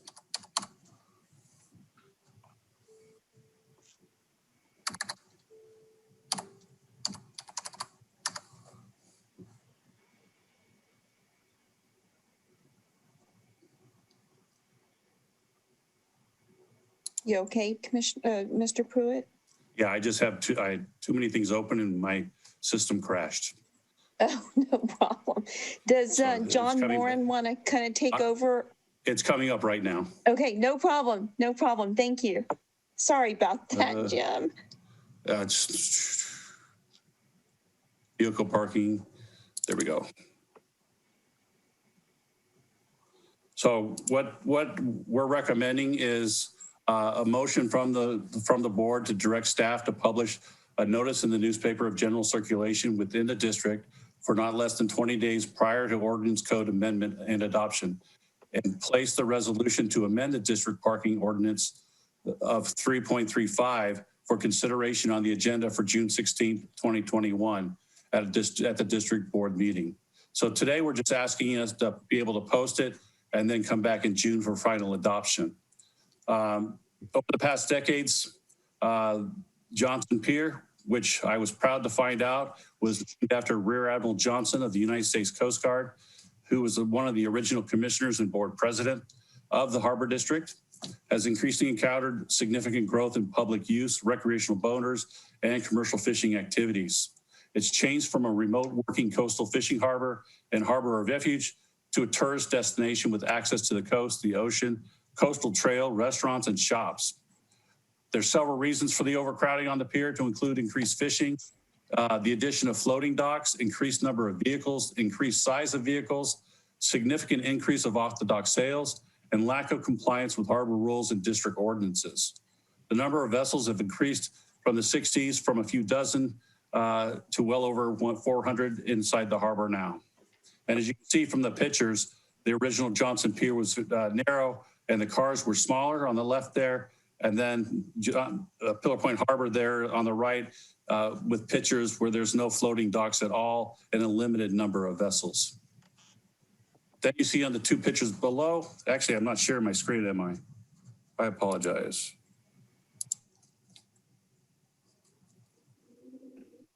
I'm just following online. Then the two pictures below, you see there's a semi truck. Again, you've seen that picture earlier tonight or this afternoon with people walking around it as it's moving down the pier. And then the picture on the right is just a normal afternoon or weekend of heavy fish buying activity by the public, buying fish off the boats, which is one of the great things about Pillar Point Harbor, and we want to continue to encourage. But we have to do it safely. Commercial vessels have also grown in size over the years. With larger vessel means increased load size and increased number of trucks on the pier and totes to get the seafood off. The cause, this has all caused overcrowding and space conflicts on Johnson Pier, resulting in hazardous and unsafe conditions. There again, there's another picture of just a normal day with everybody walking on the pier. Cars are parked on the left. It's just very busy. Currently, the pier on the east side of the pier, as you walk out, is marked as with green paint as a 20-minute loading zone, but in the fire lane on the right. The public and the tenants routinely ignore this zone and park on the pier all day long. We recently had one truck parked there for 3 days as a commercial fisherman parked his truck, got on his boat and went fishing and forgot he left the boat on the pier, blocking the loading zone for 3 days. We had another tenant where we've had to, again, tow it off to get it out of the way. Other vehicles are routinely parking on the pier for several hours. Vehicles are parked on varying distance from the curb.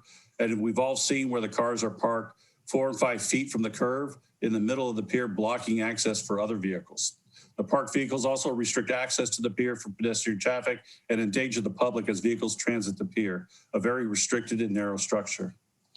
The current practice of parking on the pier, as discussed above, violates Ordinance 3.35.010, which provides the following. It shall be unlawful for any person to drive or operate or permit to be driven or operated any motor vehicle onto or upon the public wharf or pier except for the purpose of loading or discharging freight or passengers or while actually engaged in the performance of necessary duties.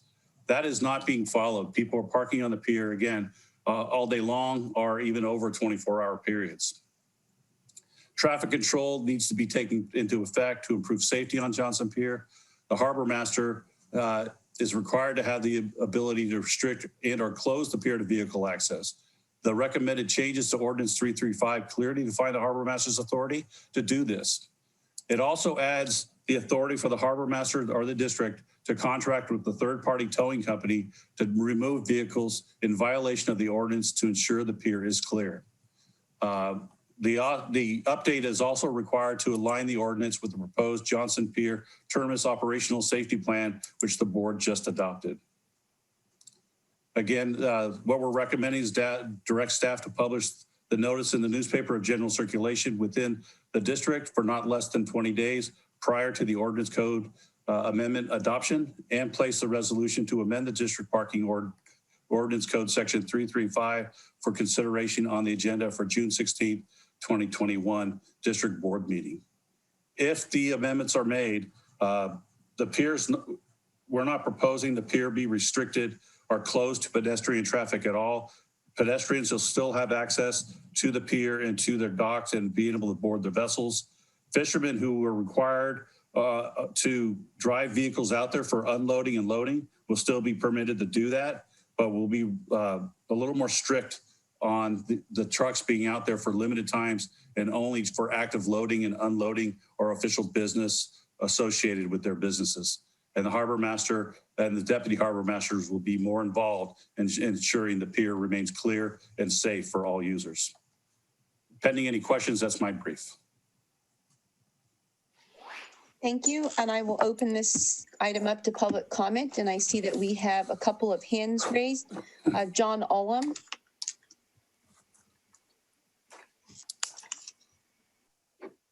Again, I'm just surprised that there's just no discussion of the fact of how you got to this point, and that the reason why the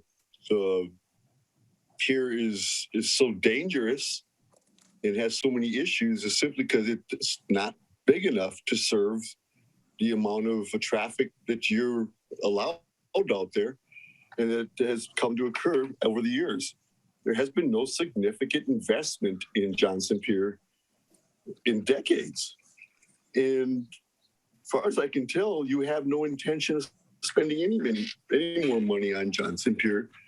You refuse to address the fact that Virginia Chain Corrali has stated that there's $7 million available that has been approved. It's in the bank, ready to go to work on Johnson Pier. Yet all you want to do is just change the rules, which is good. I mean, you probably needed to. You probably should have a long time ago. But why are you not discussing actually resolving the issues that have been caused by years of no investment in the infrastructure that we're all talking about? It's the key piece of infrastructure the district runs. It is the defining feature of the harbor. And it's vital to the livelihood and actual lives of hundreds of people. But you don't want to discuss what you call the 800-pound gorilla in the corner of the room. The fact that you've got $7 million ready to go, it's been approved, but no discussion on how to spend it to actually alleviate the problems that you're hoping your rules are going to at least mitigate. Thanks for the opportunity. Sherry Ingalls.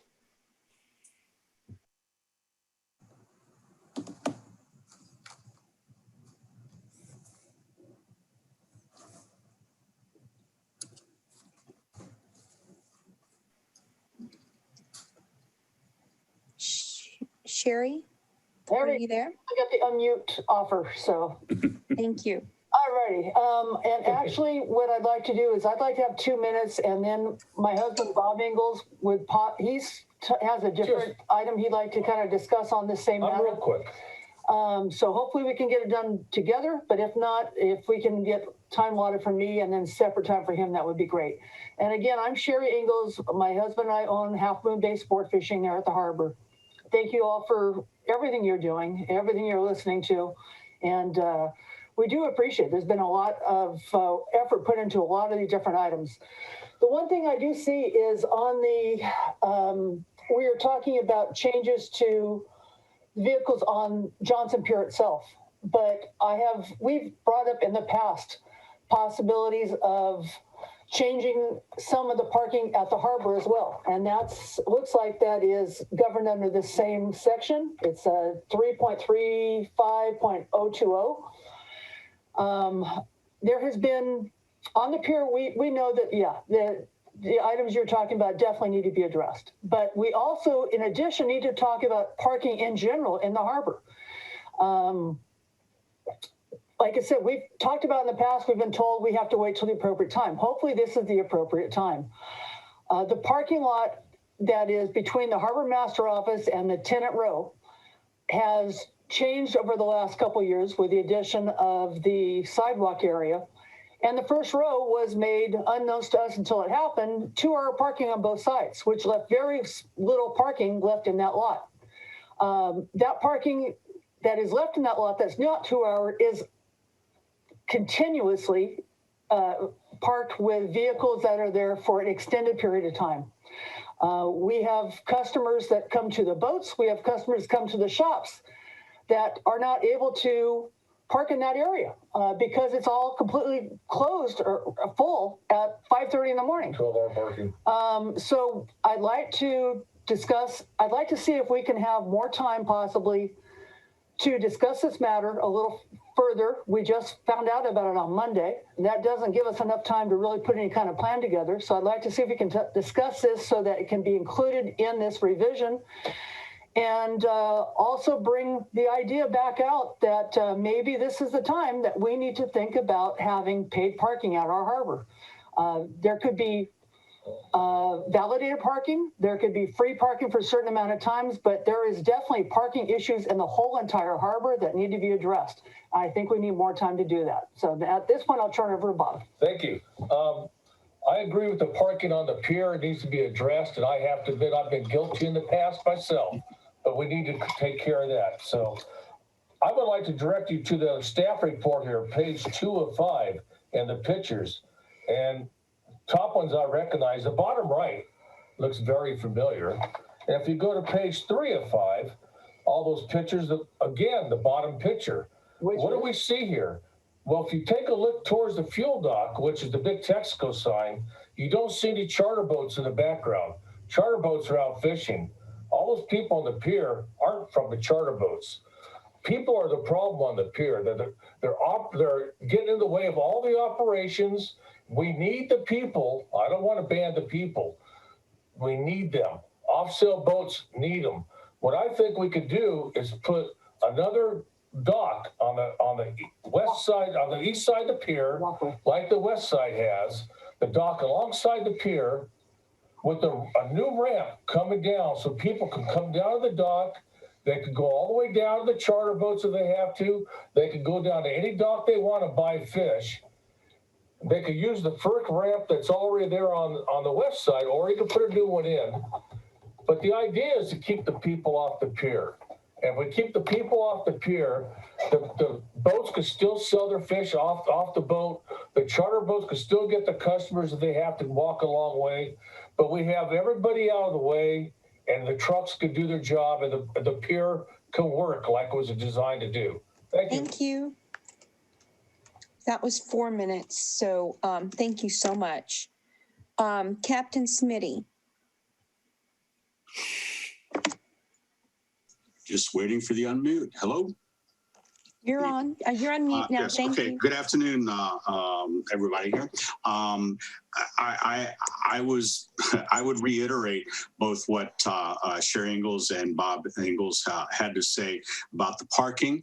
The main parking lot, we've lost the parking due to the expansion of the sidewalks and the addition of the 2-hour spots. My main consideration for that is that this main lot between the harbor master's office and the shops should be designated as a 12-hour parking area. We have so many commercial vessels that park in that area for such extended periods of time. Our clientele ends up having to move or to park in much further out areas. There's the designated commercial parking area over by by the restrooms. So my point is that I'm trying to make is that we need to make the main lot a 12-hour parking area. And I also agree that we need to discuss this aspect of the bill further. Thank you very much. Thank you. Are there any other members of the public who have not spoken who would like to speak now? This public comment is still open.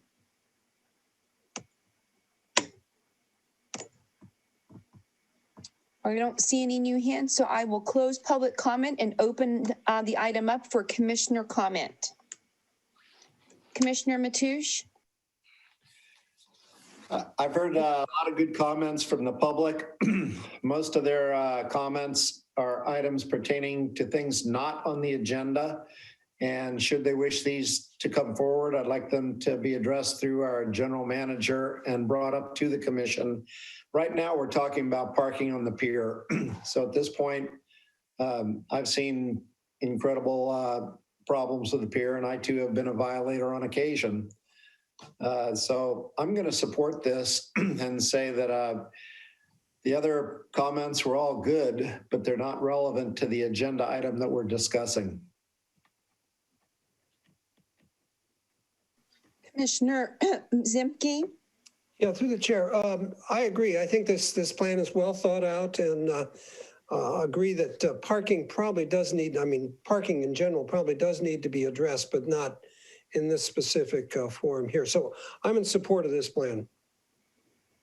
Commissioner Wiring? Yes, I'm in support of it too. Okay, thank you.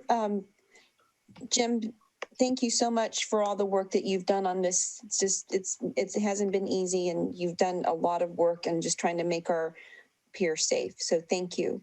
If there are no other comments by the commissioners or any other discussion, then why don't we go for a motion? Is there a motion to? We'll make a motion.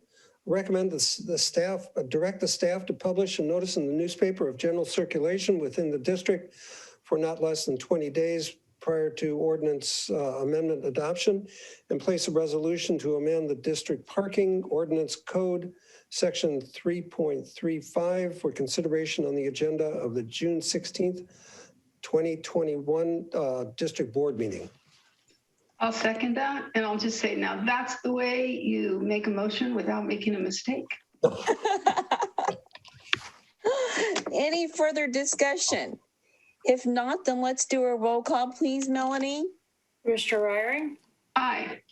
Commissioner Matoush? Aye. Commissioner Zemke? Aye. Commissioner Lorenz? President Chang Corrali? Aye, the motion carries. So we'll move on to item 13, which is charges for birthing services. Consider a 5% increase. Julie Van Hoff, would you like to start the conversation or the report? Sure. I just wanted to ask if there's any commissioners that have any conflicts on this item. I think there's at least one. I was going to recuse myself after the staff report, but I can sign off, and I'll look forward to a text, an email, a carrier pigeon, or something, and I'll come back. Okay, thank you, Commissioner Matoush. Melanie, would you mind texting Commissioner Matoush when we're done with this items? Yep. Or the other, this item. Thank you. This one item, right? Correct. Well, for now, yeah. Then when if he has to recuse himself for the second one, we'll have him do the same. Okay. Thank you. Hey, good afternoon, President Chang Corrali, commissioners. This item is one of 3 items on the agenda to consider a 5% cost of living increase for the district's rates and fees. This particular item is specifically for the birthing services. There are 2 alternative motions that are recommended. One includes approving the 5% increase to be effective July 1st, 2021, or continuing to postpone the increase until next fiscal year and decreasing the projected birthing service revenue by $167,000 for the 21-22 final operating budget. To provide some background, the board approved postponement of the 2019 cost of living increase of 3.3% on May 20th, 2020.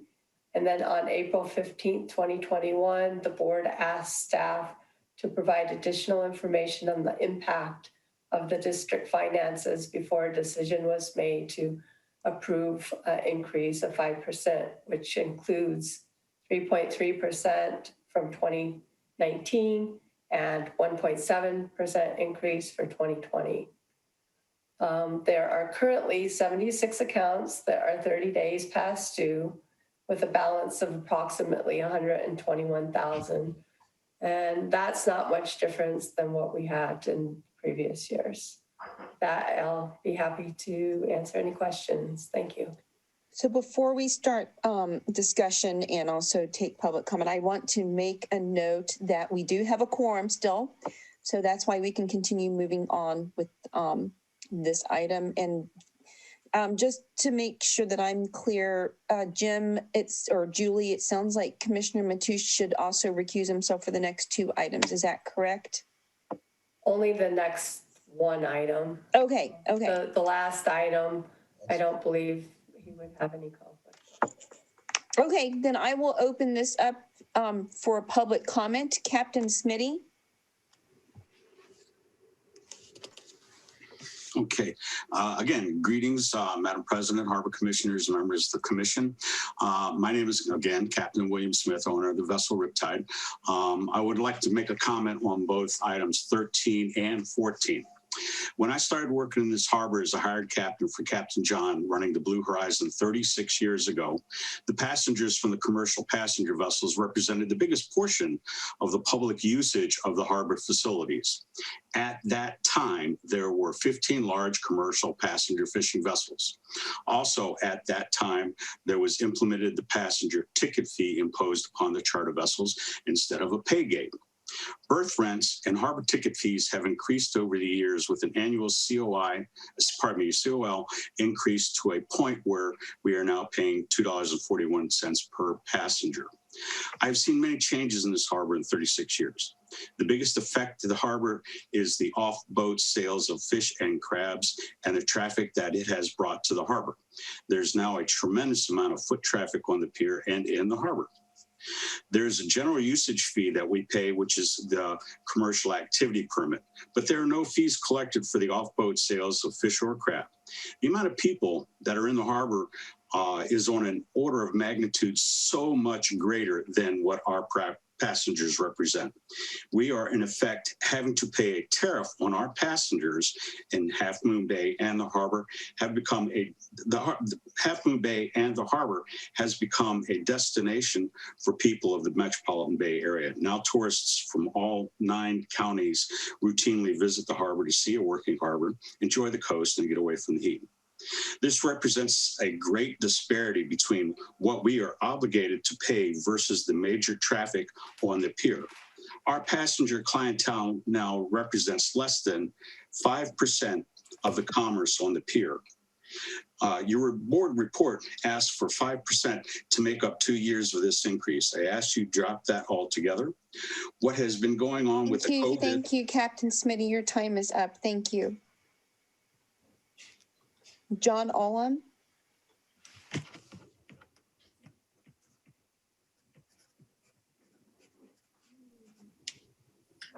This is an obvious.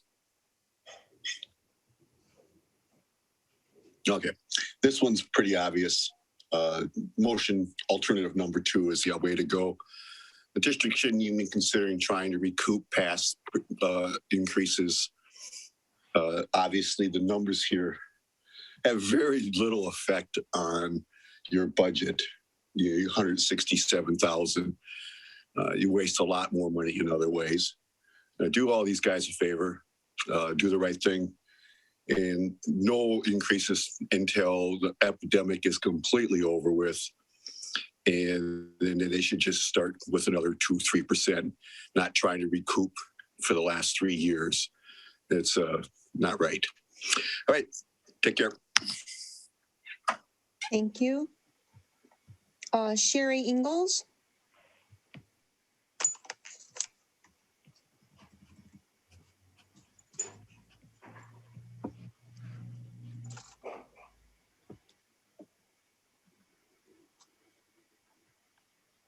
I think I'm unmuted now. Hallelujah. I just have to reiterate that. And again, Sherry Ingalls, Half Moon Bay Sport Fishing. It has not been easy. Last year was insane in our industry. The charter boats have been decimated as far as the number of passengers we can carry. We're doing what we can to survive. And thankfully, most of us are at this point, but I got to admit, last year we were hanging on by a thread at one point ourselves. So I would ask that consideration be given to at least get us through this. We're not through it yet. We're hoping that this year's things start turning around. And there's no second wave. But like it was said, the amount that you're talking of an increase is a drop in the bucket compared to the overall budget. So the little bit that you would take from those that need every bit they can would be very little compared to what it's going to do to the overall budget. So we would appreciate any consideration you can give us. And thank you for what we've had.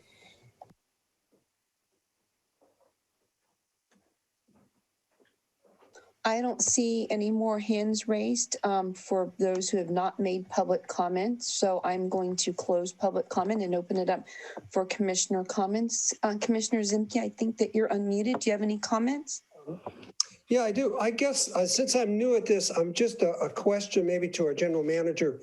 When is the last time the district took a comprehensive look at revenues and equity as far as how revenues are collected and from whom? Do we know? That's, thank you for the question, Commissioner Zemke. That is one of the missions of the Income and Revenue Committee that was established by President Chen Karali this year. We're looking at that. And then also the on the, I think it was the January or February board meeting, February, I think, that we are discussing off the boat sales and the commercial activity permit for off the boat sales. Because I don't necessarily disagree with Captain Smitty on the number of people that are coming down. A large percentage of those on the dock are off the boat sales. And so looking at also equity and across the board of all commercial activities in the harbor, discussing that. And we're actually having a public workshop on June 10th to discuss that item specifically. But again, it goes back to the Income and Revenue Committee, in which we've had one meeting so far, and we're soon to have another one. Thank you, Jim. The other point I just want to make, I'm in favor of alternative number 2 with, I guess, one thought I had is if the recovery is faster than we might think, I guess there might be an opportunity at the end of the year to revisit this. But barring that, I am in support of alternative number 2. And those are my comments. Okay, Commissioner Reiering? Yeah, I appreciate that idea by Commissioner Zemke because I'm vacillating on these motions. On one hand, I'm concerned about the harbor district's, the fiscal implications to us. And on the other hand, I understand what a difficult year this has been. So we are seeing a recovery this year going faster than expected. So yeah, I could especially be supportive of number 2 if we're able to potentially circle back around to it sooner rather than later. Thank you, Commissioner Reiering. So, Jim, so we're supposed to have a revenue and income ad hoc committee meeting scheduled fairly soon, I think. Maybe this report can go to that committee to see what kind of revenue options or income options there might be, if any. Or maybe if we look at ways to phase in reinstating fees and even gradually increase fees, maybe that's the way to go. I think the main thing is why don't we kick this item to the Revenue and Income Ad Hoc Committee and have that discussion first. May I make a comment? Sure, Julie, please. So one of the things that's important to realize is that the final budget is coming to you on June 16th for final approval. Without a clear direction at this time, it will make it very difficult to get that final budget prepared with the district's desires on how to handle the fee revenue. So I just wanted to throw that out, the timing. Yes, so it does, I mean, we could always readdress it at a future meeting after the budget is finalized and look at the revenues, and then the projections would just increase accordingly if you decide to postpone the increase past July 1st. Yeah, so let me just say something really quickly, Commissioner Reiering, to address Julie's question. I was going to schedule something before that time, before we have to approve the budget. I think it's important. I hear what members of the public are saying. I think some of these fees are pretty, they're not, I don't think, burdensome, but I don't own a business there. I do want to look, we do need to look at how we're going to fund our operations. Some of these line items will decrease the operating budget by $167,000. That's what, a little over 10% of our budget. Is that correct? There's Total revenues are $12 million. So Yes, so it's over the 167. No. Hold on. Oh, 12. No, I'm sorry. So about what, a little over 1%, right? Yeah. Yeah. So I understand that. Okay. So the point is, I think for me, I'd like to, sorry, I have only had hot chocolate to eat today. So I think maybe let's look at this in the Revenue and Income Committee and schedule that as soon as possible. Sorry, Commissioner Ryan, if you'd like to chime in here. No, that sounds good to me. I thought we could explore the possibility of adding a friendly amendment to motion alternative 2, but maybe we don't need to go to that length. Well, what were you thinking? The motion alternative 2, and then a friendly amendment to review this in committee as soon as possible. But I don't know if we need to say that. I don't think we need to. I think that if the three of us have a consensus that we want to just kick it to the Revenue and Income Ad Hoc Committee, we can do that and schedule. I can work with General Manager Pruitt and you, since you and I, Commissioner Reiner, are on the committee. Then we can start looking at that if Commissioner Zemke is okay with that. I am okay with that. So is there a consensus that we move this to the Revenue and Income Committee or Ad Hoc Committee? Yeah. Okay. Jim, does that work for you? So I can work with you to schedule that. If I understand correctly, so no board action on this item, and correct. It'll be returned to committee for further evaluation. Well, the Ad Hoc Committee of the Correct. Revenue and Income. The ad hoc Committee of Revenue and Income for further consideration. Yes. Yeah. Okay. Well, I'll coordinate with you on dates that work for the committee. Okay, thank you. Then why don't we move on to the next item, which is item 14, charges for commercial activity permits. Consider a 5% increase. Julie. President Crawley, do we want to bring Commissioner Mateusz back in and then out again, or? No, I think since he has to recuse himself for this, I didn't realize he had to recuse himself for this one when he left. So why don't we just finish this item and then we'll bring him in, because it sounds like the item number 15, for item number 15, he does not have to recuse himself. Is that correct, Julie? Correct, yes. Great, thanks. Okay, so Julie, item number 14, please. Okay, so this item is the second of 3 items to consider a 5% increase for district rates and fees. I'm not sure whether you want me to go through this or you want to go straight to the discussion where this would also be forwarded to the Income and Revenue Committee for further discussion. But I'd be happy to continue with the staff report if you would prefer. Yeah, if you don't mind, just, kind of briefly continue with the staff report, because we do have a public comment. And so for the benefit of the public, why don't we just, kind of finish this staff report piece off, and then we'll move with the discussion after public comment. Okay, so this item specifically addresses commercial activity permits.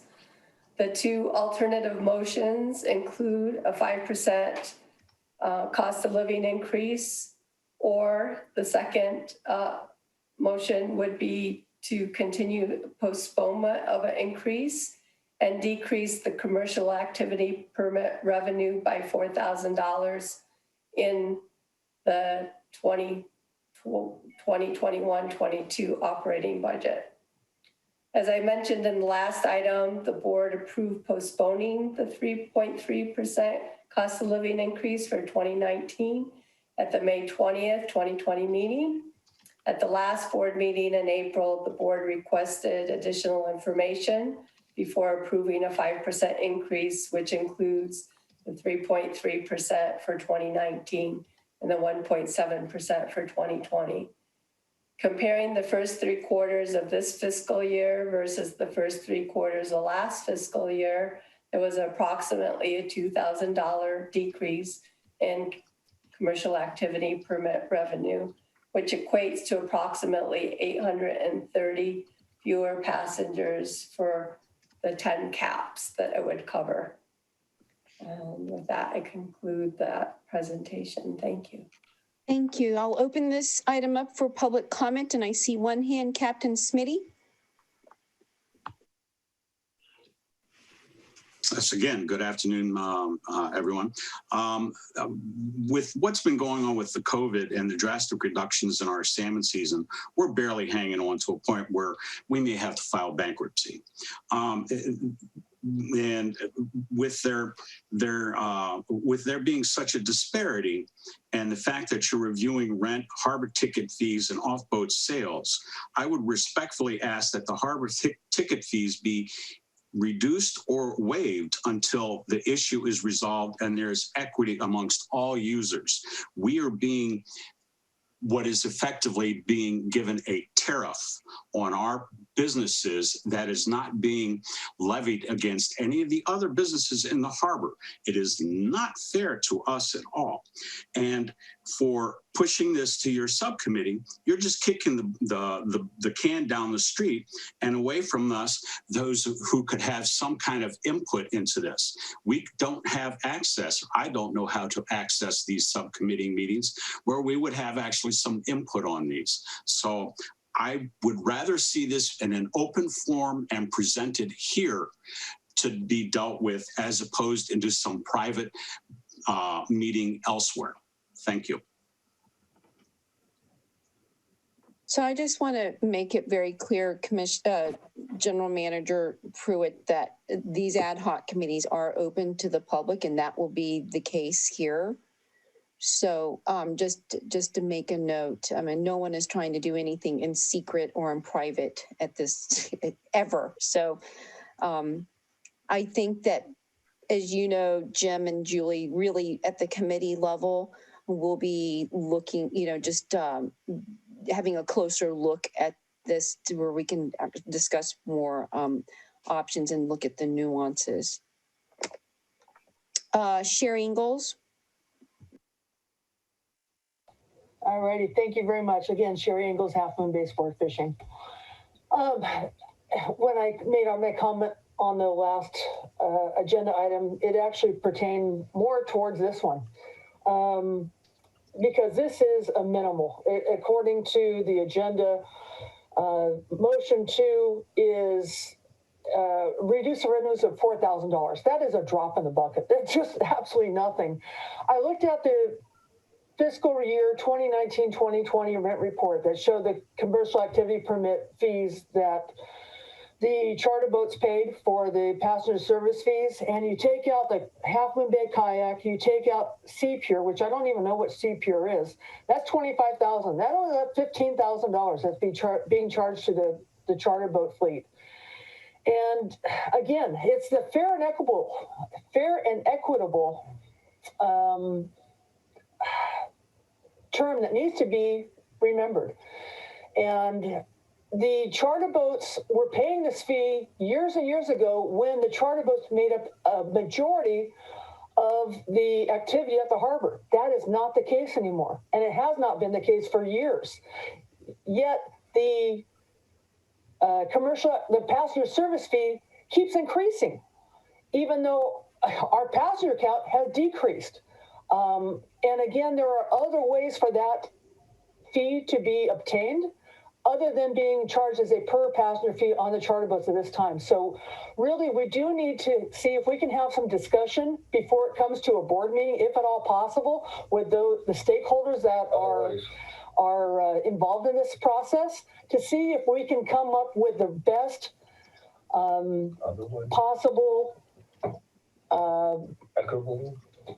My husband's talking about the best equitable way to make it work for us as well as the harbor. So thank you very much for your time. I hope we can work it out.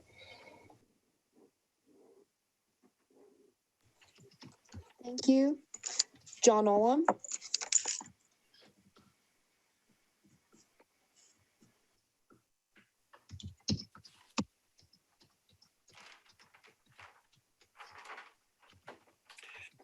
I'm waiting for the top. There it is. Wait, there you go.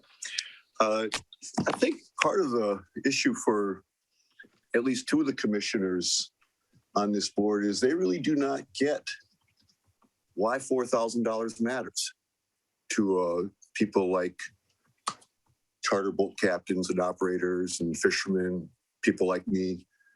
You know, I get that some of the members are self-made millionaires, that they don't need to work, that their time is theirs to do as they wish with. It's part of the reasons why we're having this meeting in the afternoon. But that does not represent the experience of the majority of the people whose lives you're making decisions about. Right now, $1,000 means a hell of a lot to a hell of a lot of people. And maybe that's difficult for this board to comprehend.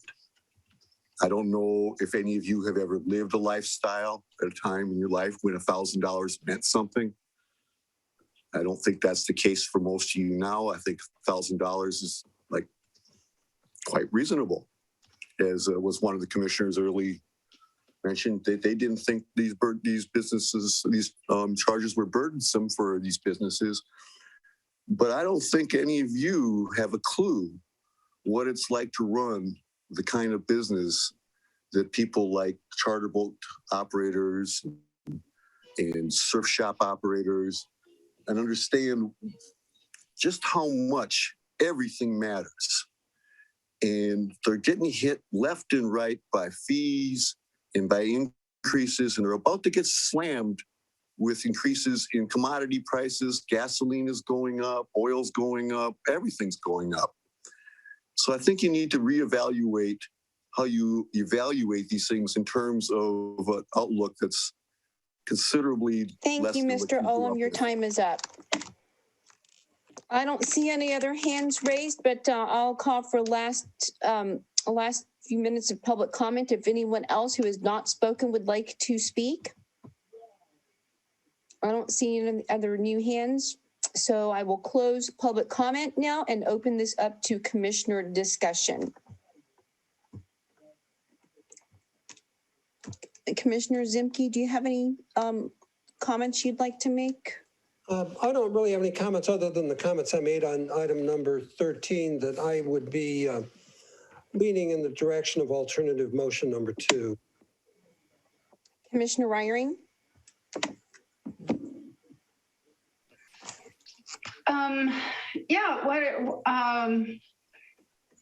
I was thinking this should go the same direction as the previous agenda item.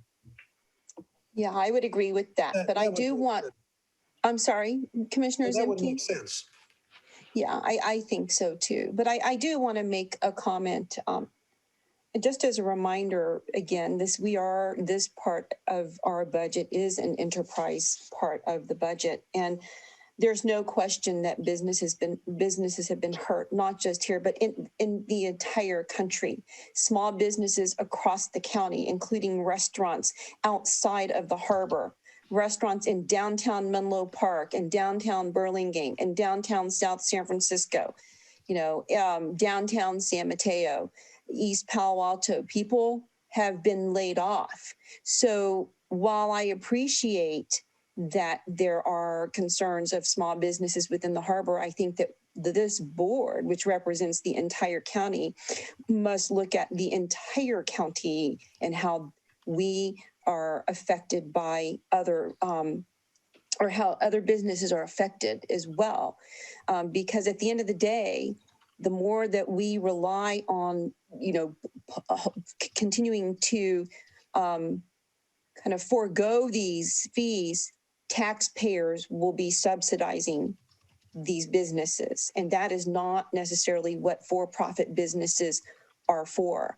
That said, what I hope that the ad hoc committee will do is look at how we can transition into something that is going to be meaningful and beneficial to a lot of the for-profit businesses, because I understand that it's been difficult for those businesses in the harbor and our tenants in particular. I I know that many of our businesses have actually had a boon during the pandemic because so many people were coming here.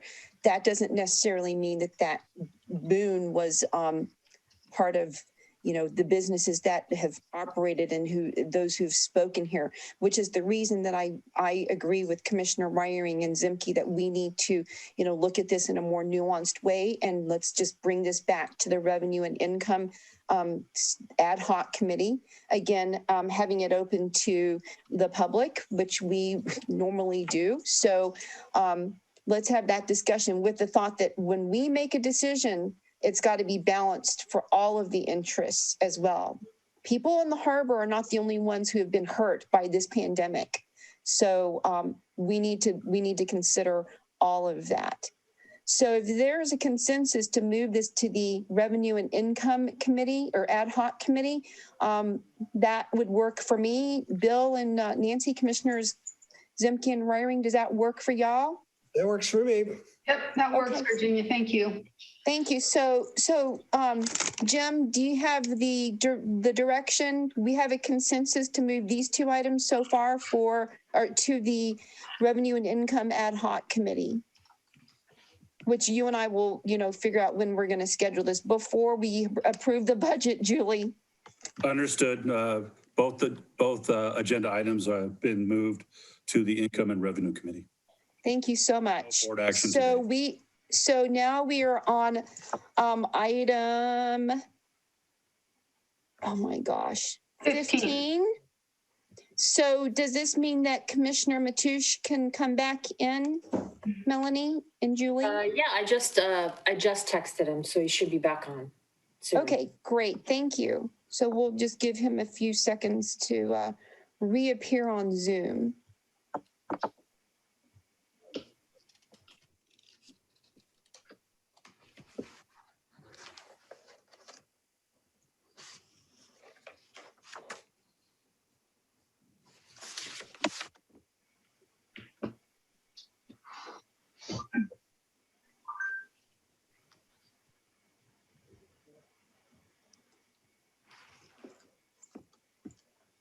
Have you heard from Commissioner Mateusz, Melanie? He said he's on his way. I was just on the phone with him. Okay, thank you.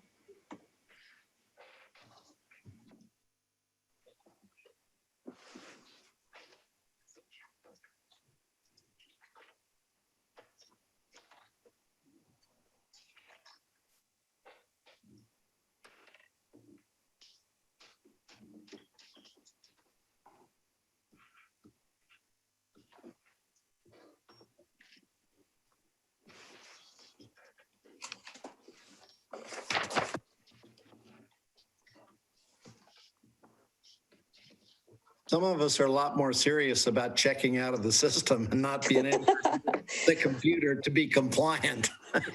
Well, welcome back, Commissioner Mateusz. We are on item 15 right now for rates and fees schedule, except for berthing services and commercial activity permits and lease terms. Consider a 5% increase to be effective July 1st, 2021.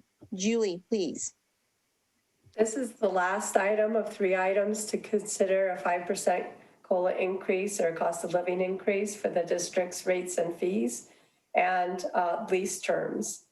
The 2 alternative motions include approving the increase in rates and fees by the 5%, except for the berthing services and commercial activity permits, which were separately considered. That would be effective on July 1st, 2021. And increase base lease payments according to the lease terms by the Consumer Price Index increase of 5%. The motion number 2 alternative would be to approve the continuation of foregoing an increase in fees and base lease payments equal to the inflationary increase of 5% and decrease the estimated revenue in the final fiscal year 21-22 operating budget by $24,000. As a little bit of background, on May 20th, 2020, the board approved postponing the 3.3% inflationary increase and deferring lease terms associated with the requirement to increase rents by the change of the Consumer Price Index. If the board chooses to postpone the increase, staff will decrease the 21-22 operating budget by $24,000, which would include $13,000 lease income, $7,000 for launch fee revenues, $1,000 for event fee revenue, and $3,000 for other revenue, which is things like boat washes and laundry and so on and so forth. So with that, I'd be happy to answer any questions. Okay, I will open this item for public comment. If you would like to make a public comment at this time, please raise your hand. I don't see any hands raised, so I'll close public comment and open it up for commissioner discussion. I don't know. I see two. Commissioner Mateusz, you're unmuted. I don't know if you want to make a comment or start off a discussion or what. I don't mean to put you on the spot, but I think we can catch Tom up the direction that we went for the previous two agenda items. Yes. We decided to kick these to the Revenue and Income Committee where we can have further discussion and explore them more thoroughly. Just FYI, not that we have to do that for this agenda item, but that's where we went on 13 and 14. And that this was the Revenue and Income Ad Hoc Committee, Tom. So that would, obviously be a public meeting as well. And we can add this to that too, unless I'd the probably go with commission. just, alternative one. We've got a budget. We made a budget. We need money for different things. We want to spend money. It'll decrease the amount of time you folks have. So if you want to kick it to the revenue, I'm fine. It's there's 3 plus me on the board. I look forward to seeing what my fellow seems like a weird word when we're not all fellows. My other harbor commissioners have to say, but I'm leaning towards number 1. Okay, thank you. Commissioner Zemke? In a way, I guess I agree with Tom. I mean, this doesn't hit the commercial interests as much as the other two do. So it may make sense to just go with alternative 1 on this one. Commissioner Ryring? I just wanted to clarify something that there is. Oh, please, Julie, sorry. Okay, there is a component of the staff report that affects the fish buyers lease payments and tenant row lease payments.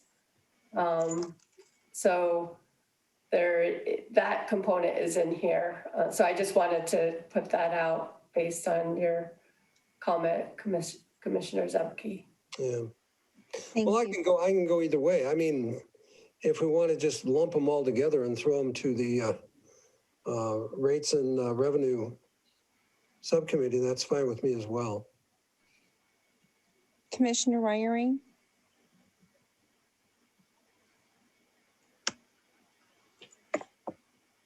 I think you're on mute. Can you hear me?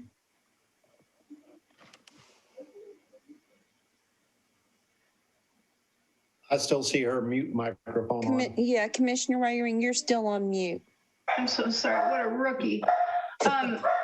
Jill, I'm rereading the agenda item, the staff report. Julie, can you just say a little bit more about your previous comment? To Commissioner Zemke, based on there are components of this that will only affect the general public, like the launch fees and the event permit fee schedule.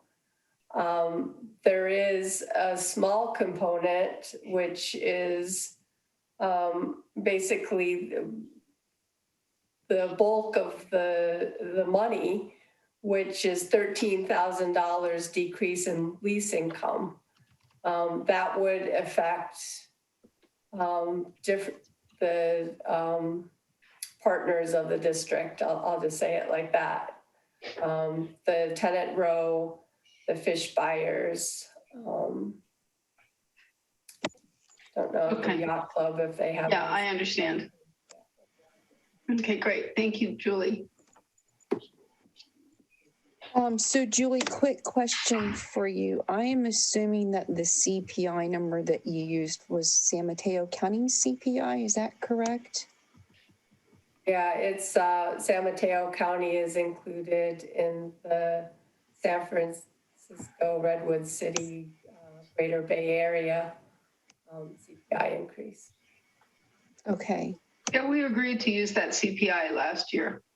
Right. I just wanted to make sure because I didn't see, unless I missed it in the report, which is entirely possible, but I didn't see that in the report. Not that it makes a huge difference, but I wanted everyone to know that it was based on our county's CPI. I mean, I agree with Commissioner Mateusz that, you know, option one makes the most sense right now. I mean, we're looking at, if you look at the three combined, the other two are we're gonna have further discussion on this to look at the nuances so that, you know, we can see how we can affect the least number of our small businesses. I mean, and I think that a lot of the tenants on Tenant Row have had in general good business from what I understand. So I know I would probably also be in support of alternative one. If anyone else would like to, if any other commissioners would like to make a comment, I'm open to that right now as well. Make a motion to approve increasing rates and fees by 5%, except for birthing services and commercial activity permit, which was separately considered to be effective on July 1st, 2021, and increase base rent lease payments according to lease terms by consumer price index of 5%, 3.3% for 2019, and 1.7% for 2020. Is there a second? I'll second that. Okay. Any other last discussion? Okay. Roll call, please, Melanie. Commissioner Mateusz? Aye. Commissioner Zemke? Aye. Commissioner Lorenz? President Chang Crowley? Aye. Commissioner Reiring? Aye. So that motion carries. Thank you very much. Item 16 is the Water Quality TMDL Ad Hoc Committee Report. Well, hold on, let me, yeah, so this is the San Mateo County RCD Pillar Point Harbor Water Quality Update and Proposal for Continued Assistance for our board's consideration. John Moran, would you like to kick off this discussion, please? If I could, this is Jim Pruitt. I'll yes.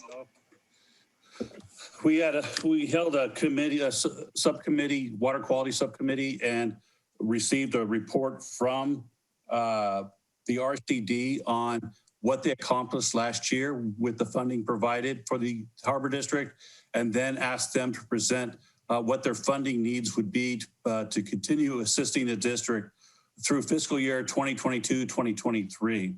The RCD is requesting $170,000 for those 2 fiscal years. And one great thing to note is last year they accomplished everything they wanted to, $60,000 under budget, which we were able to return to our accounts and take it out of that. So this year they're asking for $70,000 for 21-22, and then $100,000 for 22-23. Noah from the RCD just rejoined us and has his hand up. And if I can introduce Noah from the RCD, he is going to make a presentation. Our recommendation is that. You're on mute, Jim. You're on mute again. The committee recommendation is for the Water Quality Ad Hoc Committee recommends the board receive an updated presentation and consider the proposal for not to exceed an amount of $170,000 for fiscal years 2021 and 2022 and 2022-2023 to fund the San Mateo County Resource Conservation District for continued support and work associated with water quality projects, coordination with respect to the TMDL regulations, education and outreach and technical assistance, and identification of unknown sources of contaminants. And I'd like to turn it over to Noah now. Thank you. Noah, welcome. Thank you for being here today. Thank you all so much. Thank you, Jim, for the introduction. Let's go ahead and start sharing my screen. Can everyone see the presentation? Yes. So thank you all very much. Happy to be here today. Today I'm just going to go ahead and walk you through what we did last year. That includes our annual First Flush or First Rain program, walk you through the results of that very briefly. And then our main capital project was the removal of a large deposit of fats, oils, and grease from the St. Augustine stormwater line. And we did some water quality testing to assess the success of that project, and I'll walk you through those results and then get into our proposal for the next 2 years of work.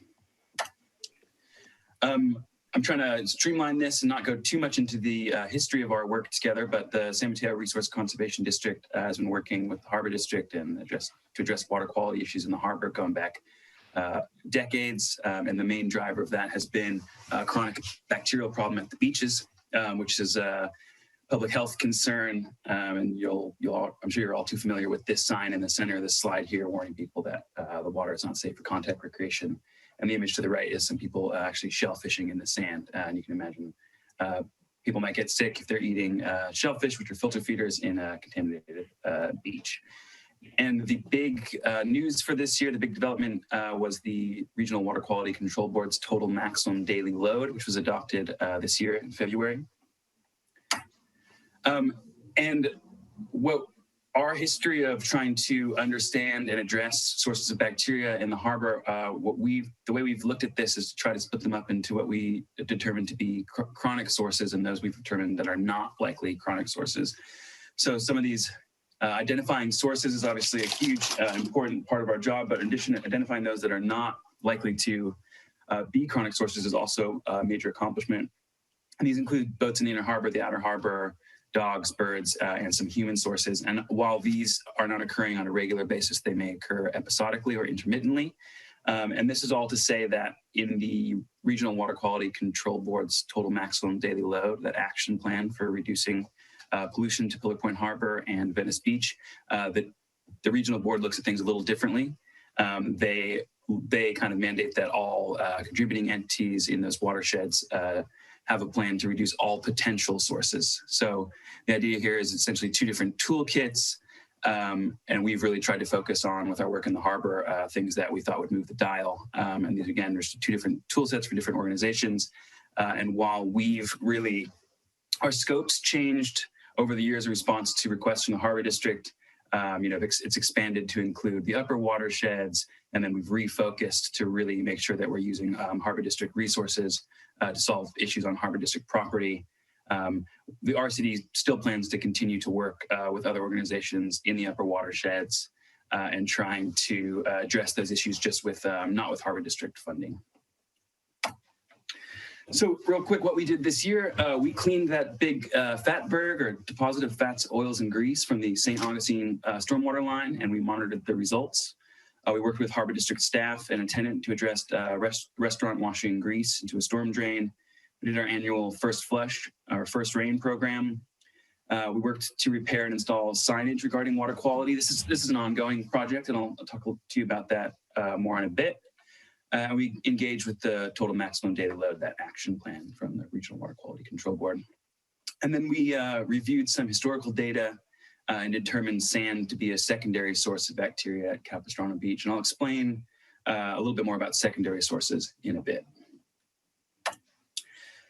Just quickly on to our First Flush programs. This is our big annual citizen science project. We get members of the community out, teach them how to use scientific equipment, and go out and collect water samples from creeks from creeks and stormwater outfalls during the first big rain of the year.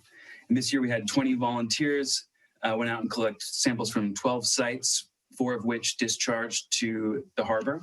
We initially had 5, but were unable to sample from the St. Augustine stormwater outfall during this program because it was high tide and we could not get a freshwater sample. But just to quickly summarize the results, all Pillow Point Harbor sites exceeded thresholds for fecal indicator bacteria. That's actually true for all sites in the program this year. And that may come as a shock, but I wouldn't be too alarmed. The First Flush program is all about capturing that first big rain of the year, and it's really the worst day of the year for water quality. So we sort of expect that at this point in the First Flush program. Orthophosphates were also elevated at Pillow Point Harbor sites. Nitrates were within recommended ranges, so below upper thresholds at all Pillow Point Harbor sites. And then something new this year, 2 of our sites in Princeton had elevated levels of some heavy metals that we tested for. And this is something that we have not seen in San Mateo County in the First Flush program going back to 2003. So this is by no means a long-term trend. This may very well be a one-off. We're not sure yet, but it's something to keep an eye on in the future. And then some good news, it does appear that there is a multi-year trend of things improving slightly at the Capistrano outfall in terms of bacteria. Still above those thresholds that we'd like to see them at, but potentially some good news there. And then getting into our big capital project this year, we removed a large deposit of fats, oils, and grease from the St. Augustine line. And you can see actually this image in the center top, the kind of yellowy one, is an image of that deposit. It's a 6-foot pipe, and you can see it was really clogged with this large deposit of fats, oils, and grease and sediment. And it's definitely something that we wanted to take care of. And just a little bit of backstory on this project. In 2017, 2018, we CCTV'd the stormwater system at the harbor.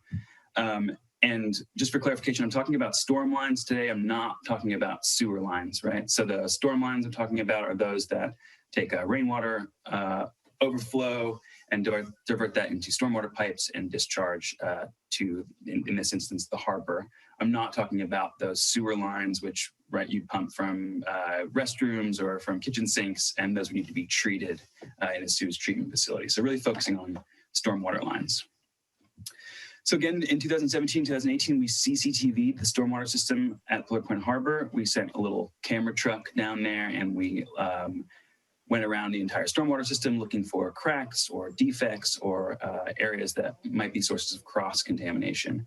And we found 2 segments that needed repairs, and those were subsequently fixed. And we identified 4 segments for future work. And I'll talk to you a little bit about those in the next step section in a few slides. No, let me just interrupt you really quickly. We do have a time limit in terms of our meeting time, and it's 3:58. So I would like to make a motion to extend our meeting time to 4:30. Is there a second? Commissioner Zimke, I think you're muted. Sorry. I will second that. I'll unmute myself. Okay, let's just do a quick roll call so that Noah can continue his presentation. I'm so sorry, but these are within our rules right now. So Melanie, if you could do a roll call, please. Commissioner Reiring? Aye. Commissioner Mateusz? You're on mute, Tom. Aye. Commissioner Zemke? Aye. President Jane Crawley? Aye. So that motion carries. Noah, I'm so sorry. If you wouldn't mind continuing, thank you. It's a great presentation so far. Thank you. So we were attempting to finish our CCTV inspections of the stormwater system, but were unable to complete them due to the detection of a large deposit of fats, oils, and grease in the stormwater line. And again, draw your attention to that image. Our little camera could not get past that deposit. So we realized this was something that needed to be taken care of. We had a new manhole installed in 2019, and you can see the location of that in the center of this map on the bottom right-hand corner of this screen. And then last year, in the summer of 2020, we sent in a crew who used a vacuum truck, similar to the one shown in the top right-hand corner of the slide, to remove the fats, oils, and grease. And in terms of completing our CCTV work, this was a big success. We completed CCTV of the stormwater system, did not find any additional impairments, places that needed to be repaired or replaced in the stormwater system. So that was a big success. But I know you're all wondering what is the success of this project in terms of bacteria reductions. And I'm going to tell you right off the bat, it's a mixed bag, but I think the project was a success all in all. And before I get into the data, I want to just remind you really quick about our kind of primary operating theory for this fat, soils, and grease project, why we wanted to remove it. And this is in addition or besides the obvious reasons of why you'd want to remove a giant, gross fat berg clogging a 6-foot pipe that discharges to the harbor. And this is about bacteria, right? So we consider fat, soils, and grease to be a secondary source of bacteria. So this is in contrast to primary sources, which are those warm-blooded animals that may discharge fecal matter to the system, right? And so if you remember, we measure fecal indicator bacteria because it gives us an indicator of the presence of the feces of warm-blooded animals, which in turn tells us if there might be things like viruses or other pathogens that can make people sick. So secondary sources are a little different. Those are places like fat, soils, and grease, sediments, sands, soils that can harbor these bacteria, but not be directly related to those primary sources, right? Those animals. And really interestingly, they can also not be directly related to those pathogens that we're really interested in. So it can be a secondary source in that it can harbor these bacteria, but it's not the same, doesn't mean the same thing as those primary sources that can be associated with pathogens. So all that in mind, when we analyze water samples, when we collect water samples and bring them to the lab, we analyze them in two ways. One is looking for concentrations of those bacteria, right? So just counts per a given volume of water. And then the other thing we look at is called microbial source tracking, or MST. What this allows us to do is to do a DNA analysis of a water sample to answer the question, which animals are present in this sample. So we can look for specific markers, and that's what we've done in this project. We look for specific human markers and dog markers. And then the third marker we looked for is called universal MST marker. And this tells us two things. One, generally, are there other markers present in this sample that we didn't test for? And then really importantly here, and this is something that we've learned through reviewing the scientific literature, is that secondary sources such as fats, oils, and grease are areas that are associated with high counts of universal microbial source tracking. So I know this is that's a lot of technical information, but to break it all down, the two metrics for success for this project in terms of the data would be: one, lower bacterial counts following removal of the fats, oils, and grease, which we did not see, and I'm going to explain to you why that might be and what it means in a bit. And the second metric for success is a decrease in universal MST markers following fog removal, which we did see. And I'm really excited to show you that data right now. So we collected samples during high tide and low tide from the St. Augustine outfall before fog removal and after fog removal. And that's an image of the outfall in the top right-hand corner. And we also looked at some historical data just to analyze some longer-term trends. And just the real big take-home messages here are really great news. We did not detect human-associated DNA in the low tide samples, so from the stormwater outfall, just at high tide. And that tells us that we're not seeing evidence of human-associated bacteria from the St. Augustine stormwater line, which is great news. And the other great piece of news that we saw is that we didn't detect dog-associated bacteria at all. It's a small sample size, but those are both pretty encouraging results. And then finally, a decrease in universal MST. And if you look at this graph on the right, you can see 6 data points. It's low tide and high tide on 3 different sampling events. And those 2 big bars all the way to the left are before we remove the fat, soils, and grease. And you can see those universal MST numbers are up in the 6 million range, right? They're really, really, really large bars. And then moving to the right, after we removed fog, the numbers drop pretty dramatically. So to me, that tells us that our theory was correct, that deposit of fat, soils, and grease was an area associated with high microbial source universal MST. And when we removed that source, we took away one of the sources of bacteria to this system. And then getting into the fecal indicator bacteria data, these two graphs show Enterococcus on the left and E. coli on the right. And these are just two different species of bacteria that we look for. And the black lines on both graphs represent when the fog was removed from the, from the system. And you can see pre-fog removal, those bars all the way to the left, relatively small concentrations. And then we get to the right, we get this big spike on the low tide sample right afterward, and then it drops down a little bit more later. And this could be for many, many reasons. One kind of really simple example is just that there's a ton of variability in these bacteria data. And this is not, removing the fat, oils, and grease didn't really move the dial as we hoped it would. Another potential answer to this question is that the fat, oils, and grease actually acted as a kind of a fat dam, wherein really small amounts of water, low flows, were impeded by this deposit of fat, oils, and grease from flowing out and discharging. And when we removed that dam, that allowed small volumes of water to discharge unimpeded. And you can imagine that those are small volumes of water. They may have high concentrations of bacteria, so they're not diluted. And another option might be just that got a small amount of sediment in the sample that second sampling day, and that's what caused that big peak. And finally, and I think, if you can, I noticed that the pre-fog removal, we did the low tide sampling before the high tide sampling, and after fog removal, just because of the time of day, we did the high tide sampling first. So that big peak there might just be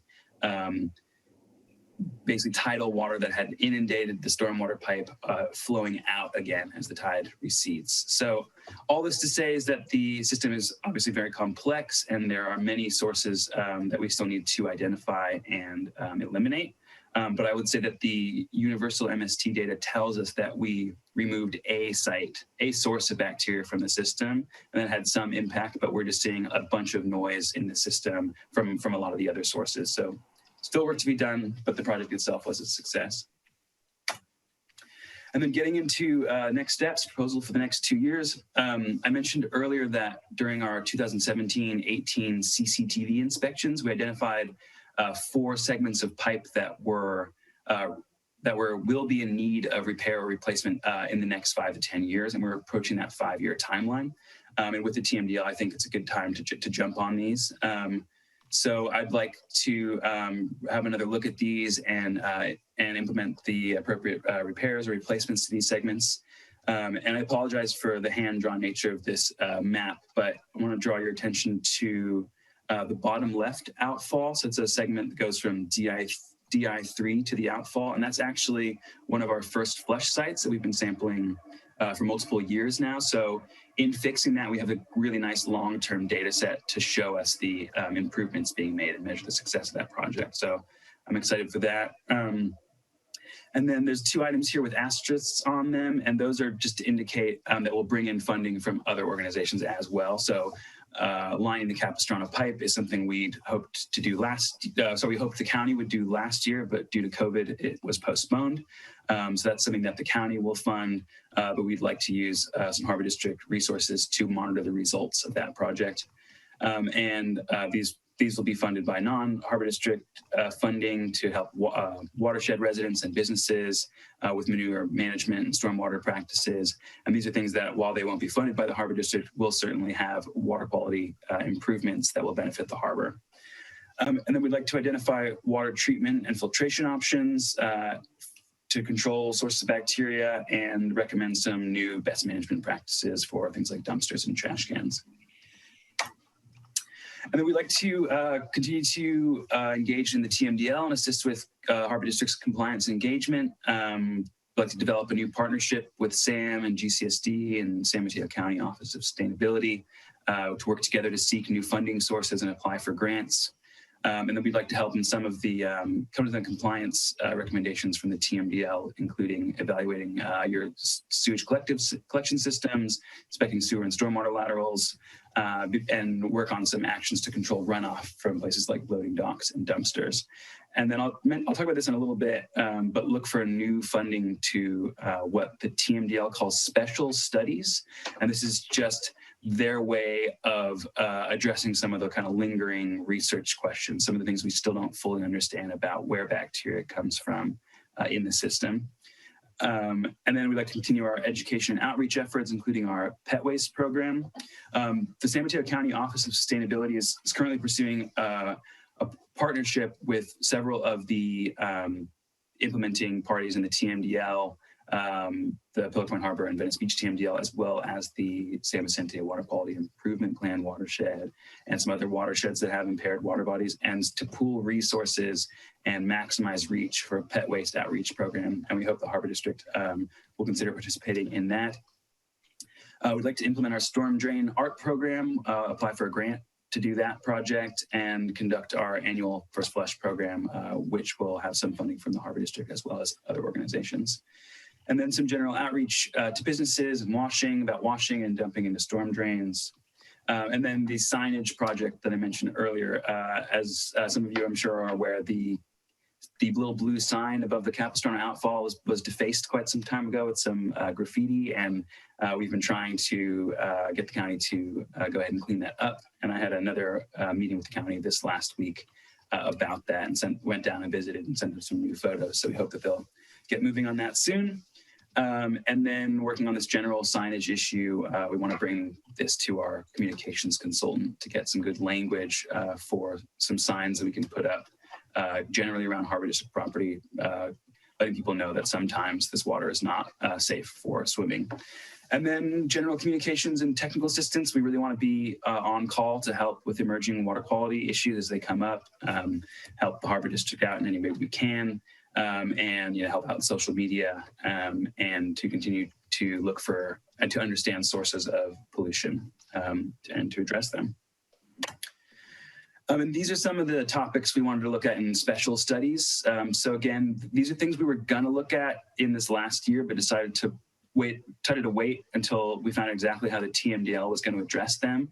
We found that they addressed them in what they call special studies, and we realized this is just an opportunity to diversify funding sources and find some new opportunities so that we can share some of the responsibility between the Harbor District and other organizations. And you might remember this slide from last year's presentation. It was included just to show how we've leveraged initial investments from the Harbor District to bring in funding from other sources as well. And this is really here to show that we see that return on investment growing in the future, and the investment we hope from the Harbor District shrinking a little bit as so many other organizations and entities are taking part and sharing the responsibility in reducing sources of pollution to the harbor and to Venice Beach. And I do want to thank the Harbor District for years of being very, very proactive in addressing water quality concerns. I think because of the Harbor District, the investment from the Harbor District is we've been able to understand a lot more about where sources of bacteria are coming from and to address them. And then the budget for the next 2 years, as Jim mentioned, we were able to complete our scope of work for fiscal year 21 with about $60,000 under budget, happy to say. And the next year's budget, we proposed $70,000 really to do a lot of the planning phases for some of those South Water storm system repairs. I mentioned those pipe repairs, replacements, inspections, and some of those TMDL implementation actions, pursuing partnerships, pursuing funding for special studies, identifying treatment and filtration options, education outreach and signage, and recommending BMPs. And then in fiscal year 23, we hope to be in the implementation phase for many of those projects mentioned above.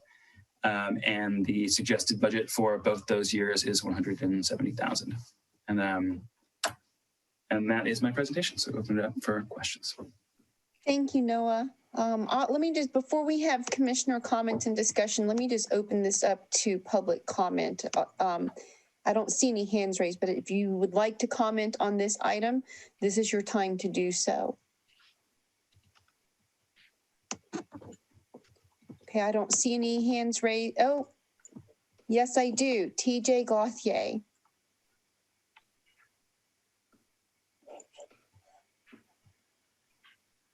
Okay, I think I'm unmuted. You are, thank you. Good. Just want to thank the Harbor District Commissioners and staff for long-term partnership that we've had working on these water quality issues, and that it's been very helpful, as Noah has pointed out, to be able to do this on a long-term basis, to continue to sample in the same places and do it over time and figure out what we can do about it. We'd all like to get rid of the signs. We'd all love to have that long-term goal of being able to complete the water quality improvements, and we'll keep working on it. It's not clear if it's possible given the sources from upstream that flow into the harbor, but I think what we're doing is continuing to make progress, and we look forward to continuing to work together and all be able to enjoy the harbor even more as we go forward. Thank you. Thank you, TJ. Any other public comment? Okay, I don't see any more hands raised. So I will close public comment and open this item up for discussion by the commissioners. Yeah, I guess I can start. I just want to thank the Resource Conservation District for the presentation. It seemed very well presented and thought out. And even though this doesn't present a lot of clear answers, perhaps it's a good step in the right direction. So I'm in favor of keeping moving forward on this. Commissioner Mateusz? Let's see, one of the questions that Noah may be able to answer, and I have some that he might not be able to. So is the heavy metal testing parameters today the same as it was in 2003? What are the heavy metals and where might they be from? And then a question I had, I don't know if this would be for the Resource Conservation District or more for the Harbor District or more for the county. On the fats, oils, and greases, have we addressed tenant exposure and cost sharing? We are an enterprise district, and who pays for these different little things? And then I'm wondering, with all the complex maps we've got, are those tenants of the Harbor District? Is that other restaurant facilities in the immediate Princeton area? I'm curious if we've studied that so that we could actually say, where did those come from and who's responsible? So to address your first question, I'm not 100% sure what the sampling protocol was back in 2003, but I can look into that and get back to you. But the metals that we test for are copper, lead, and zinc. And I know that we have been testing for those pretty consistently, but I'm not sure if the methods have changed since that time. And as for where they might be coming from, heavy metals can come from things like brake dust from cars. So when you tap on your brakes, they can leave little metal fragments. They can come from decaying infrastructures, old. I mean, these are examples, not Princeton specific, but things like, corrugated metal roofs or aging metal pipes and that kind of thing. And certain industries can certainly leach metals into the environment. It is really interesting to see that this year, and that we haven't never seen it before. That's why I'm really curious I want to keep an eye on it in the future. And that could have been a one-off issue and not related to a long time source. Thank you, Kellex. Yeah, architectural fixtures, light industry, car brakes, etc. As for your second question about cost sharing for the fats, oils, and grease, I don't think I'm the best person to answer that specifically. And as for sources of fats, oils, and grease, we did find a drain that was capped a little ineffectively, that was then replaced a couple of years ago, and then found that cap was still not functioning at 100%. And so we worked with that tenant to find a new or long-term solution. I feel like there's one more question that I couldn't quite jot down on my list here, Tom. No, I think you got it, but it's like, is it a tenant in the harbor or was it just a tenant within the Princeton footprint? Oh, it was in the harbor. Okay. Yeah. And if I can just add to that drain into the storm drain, it was plugged. The plug failed over time. The new permanent plug that's put in there is a lot more permanent and a lot more substantial. And plus, there's a pump now to keep that area pumped out and into the sewage system where it belongs. as opposed to with respect to the cost sharing, the fat, oil, and grease buildup in St. Augustine line is a result of over decades of stuff being dumped into the sewer system, not just recent activities. So it'd be very difficult to pinpoint where it came from to who would be responsible once we do identify where it comes from. So the best option for the Harbor District, and I think the board made the correct decision, was to clean it up and get it back to a clean state, and then we'll maintain it that way. Great, thank you. Commissioner Ryring, do you have any questions? Yeah, I agree with what Jim just said about it being the right decision to just clean it out and move forward. But in the last couple of years on the board, and Noah and Kellex, we're grateful for your research and for our partnership. I'm really trying to not lose my voice, sorry. I've got a cold. We have indeed been very proactive about water quality concerns. And in fact, we've been footing the lion's share of the bill for research that I think extends beyond our properties. This may just be me, but I'm not clear on what proposed future work we're looking at that might be supported by the county or other agencies when you talk about diversifying responsibility. Noah, could you describe what RCD considers specific Harbor District issues and what are not? Can I actually field this one first, Noah?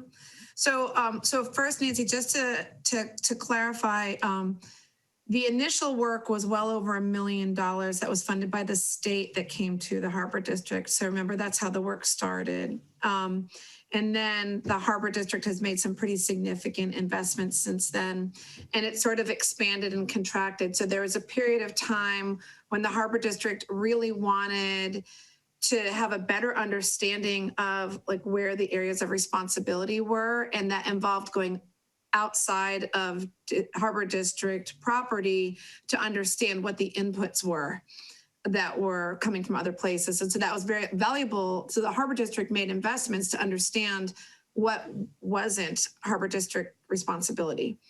And then there was some contraction saying, okay, now that we have a sense of that, and to be clear, one of the things that we've found over these years is that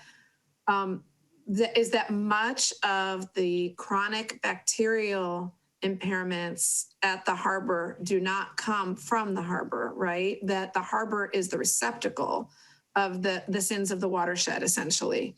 And so then we went through a period where we were directed by the Harbor District that what would be supportive to you all was to focus just on the lands that you own and manage. And so that's where we have been focusing in our recent agreements with you, on your storm, where the storm lines that maybe had inputs from your tenants, some of the technical assistance in the past that had to do with the boats in the harbor, or some of your infrastructure, that sort of thing, installing that manhole cover so that there could be clean out, et cetera. Then we continue to work with the county, with the the community services district, with private landowners upstream, et cetera, with the Regional Water Quality Control Board. And one of the areas where we can bring value is connecting some of those dots too, since we're sort of in the room for a lot of these different conversations. When, when the county had to pay for some water quality monitoring as part of another obligation, we could say, hey, would you bring that resource here to help us characterize what's going on in this watershed? Or when we partnered with the county on various grants, we could make sure that some of those grants, for example, enabled us to do like pet waste outreach in the watersheds that drain into the harbor, and that sort of thing, stitching together these different funding sources. So just wanted to know, I'm sure that you have more to add to that, but I wanted to contextualize a little bit of the history and how we have used these contributions. And the folks who have made contributions are the USDA Natural Resources Conservation Service, which exists in partnership with the RCD in our local partnership office in Half Moon Bay. San Mateo County, what formerly known as Granada Sanitary District, was one of the early investors in the First Flush program, and continued and also sent volunteers. The Regional Water Quality Control Board, and a few others. Noah, do you want to answer that as well?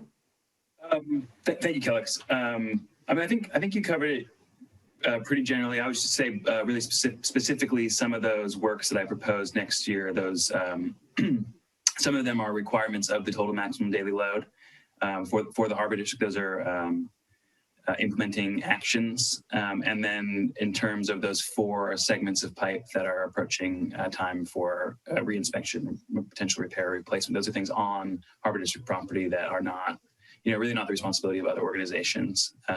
So yeah, when we talk about, I feel like Kelly said the rest, just that there are also specific actions that are very much the responsibility of the harbor. So before we go on, we might need to do another 15-minute or another extension out to 4:45. I'd like to make a motion to extend the meeting out to 4:45. Is there a second? I'll second that. Okay. Muted. A roll call, please, Melanie. Commissioner Reiring? Aye. Mr. Matoush? Aye. Commissioner Zemke? Aye. President Shane Crawley? Aye. So that motion carries. I'm sorry, Noah, if you have any other comments, I do have a question. Commissioner Reiring was talking. I don't know if you saw that. She was on mute before. Yeah, sorry. I'm sorry. Oh, sorry, Commissioner Reiring. Thank you, Kellex, and thank you, Noah. So yeah, I still have questions. So the implementation phase for 23, it looks like that implementation phase is that just looking at our facilities? That is. Okay, great. No capital works projects. I'm not planning on doing any capital works projects with Harbor District funding that's not directly on Harbor District property, as requested. All right. So when you're talking about partnerships for outreach, and these would be communities, ostensibly up in the hills or farther afield from our harbor, are those the kinds of things that you proactively look for? Look to diversify the responsibility, the fiscal responsibility for things like that. I mean, I guess what I'm trying to get is. Yes, and we've been successful. Are we keeping the scope very narrow now really to our own properties that are impacting our water quality? And can I just add on to that, especially in light of the fact that your sphere of influence is increasing? How would that affect what Commissioner Reiring is asking about?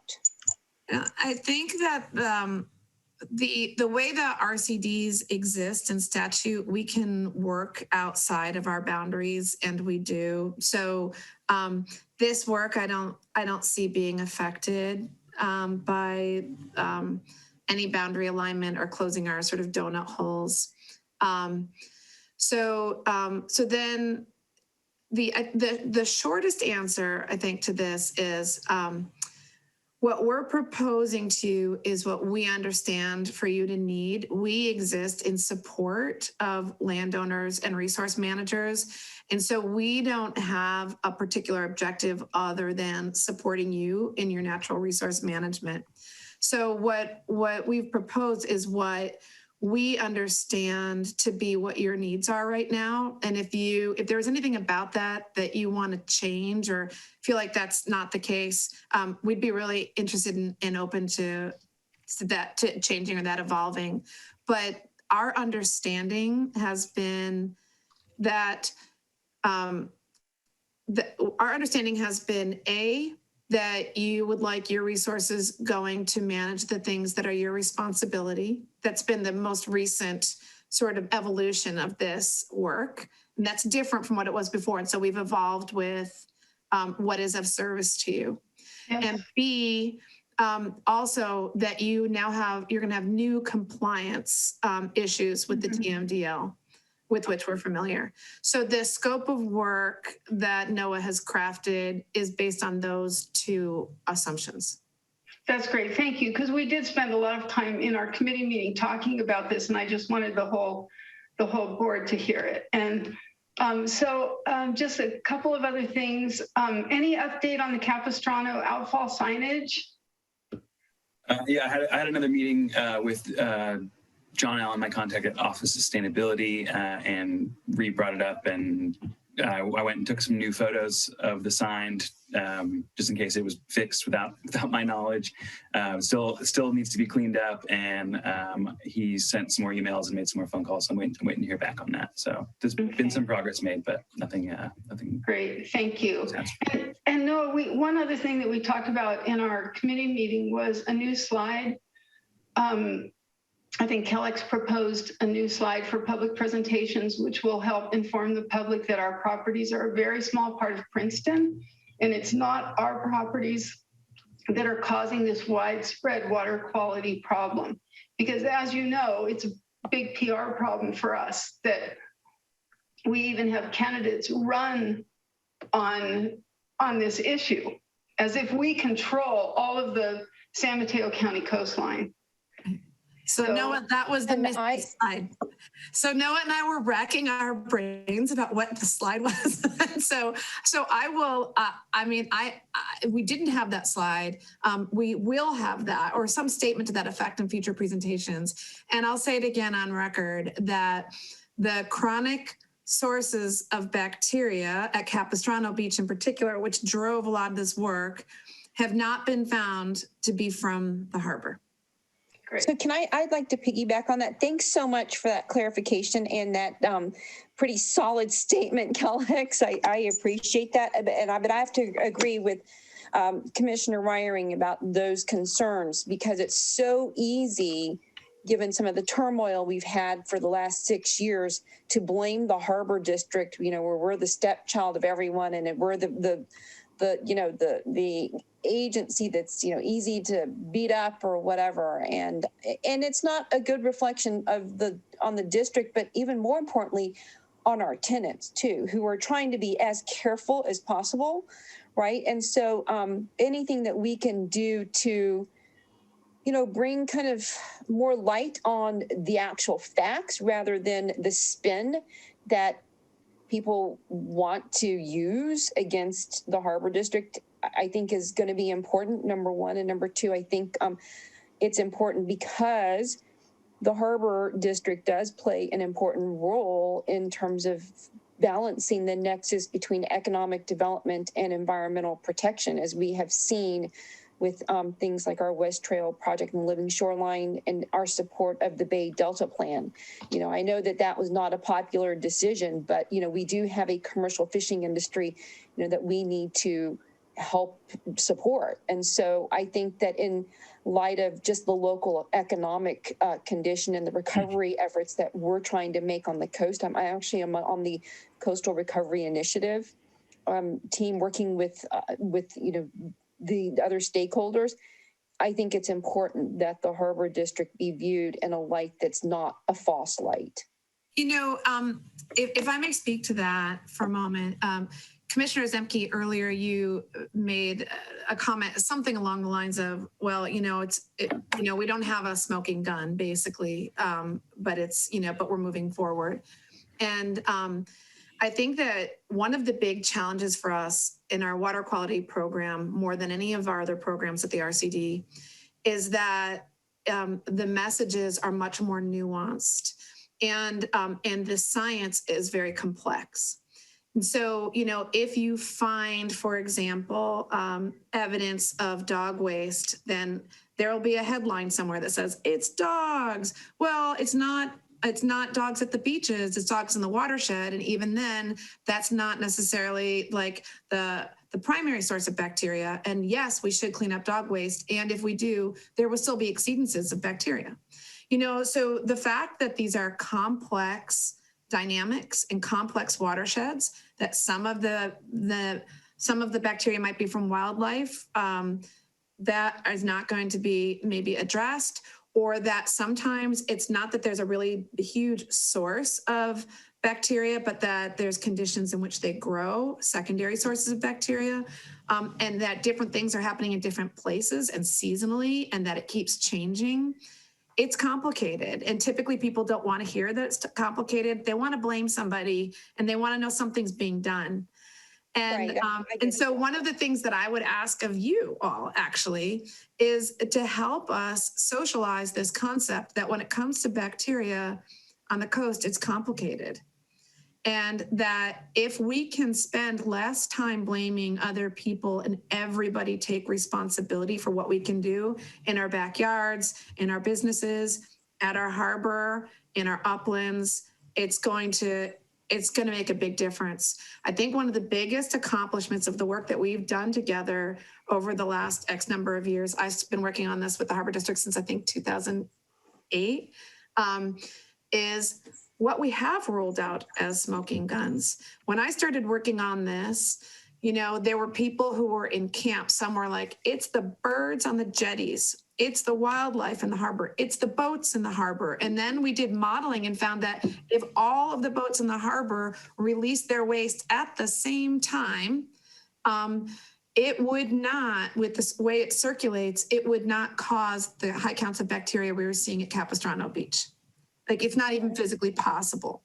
So, like the things that we have ruled out over the years are actually very significant. So I won't go on and on about this, but just to say that science often, it is a big deal. It's an accomplishment when you rule something out. That's what hypothesis testing is. You rule something out more than you rule something in. So if you guys can help us with that messaging with the community at large, I would be really grateful. I think that's exactly what we're trying to get to here, is that somehow that message, in spite of the amount of effort, time, effort, and money we've put into investigating these problems, that message has not gotten out to the community at all. And we are really, I think really now with this, in the last couple of years, that's something we've really wanted to work on. And it's why I've proposed a water quality roundtable and hope to get other agencies involved in really talking about it, so that there will be more scuttlebutt. You know, we can definitely do our part, but we have to be careful too, so that it at this point, things that we say might look like we're trying to get ourselves off the hook, because there is not the widespread understanding that we're not at fault. So I understand what you're saying. Okay, any other comments? I just have one more. I have one more question. This is for Jim. And this came up at our committee meeting, but Jim, will you be able to look into how much other harbors spend on water quality mitigation issues for us? Yes, I can do that.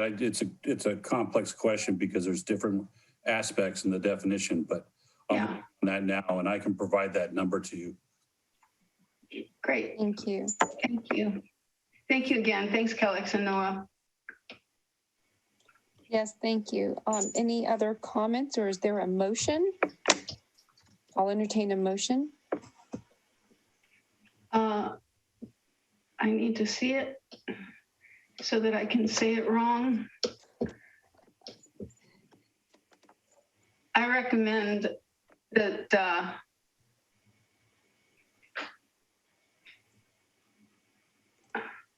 these are, I'm sorry, these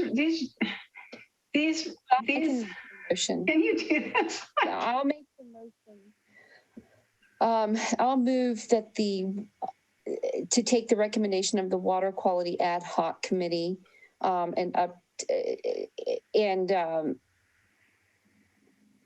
it's hard, right? Because we've received the updated presentation, but to move forward with a proposal for a not to exceed amount of $170,000 for fiscal year 2021, 2022, and 2022 to 2023 to fund the San Mateo Resource Conservation District for continued support and work associated with water quality projects, coordination with respect to TMDL regulations, education and outreach, technical assistance, and identification of unknown sources of contaminants.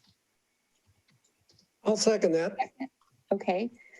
Did you get that, Melanie? I made the motion and Commissioner Zemke seconded it. Oh, okay. Yep. Any further discussion?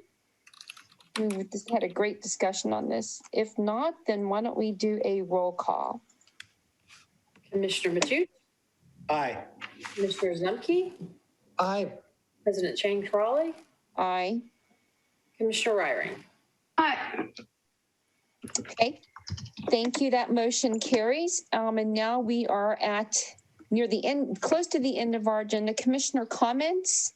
Any commissioner can make a public comment for up to 2 minutes. Why don't we do, we're at 4:40. Why don't we just extend our meeting to 5? Is there a motion? I'll make that motion to extend our meeting to 5 p.m. Is there a second? I'll second it. Okay, quick roll call, please, Melanie. Commissioner Zemke? Aye. President Chang Crawley? Aye. Commissioner Ryring? Aye. Commissioner Matute? Aye. Okay, that motion carries. So commissioner comments. Commissioner Matoush, do you want to start with your comments? Department of Fish and Wildlife is closing Dungeness crab June 1st.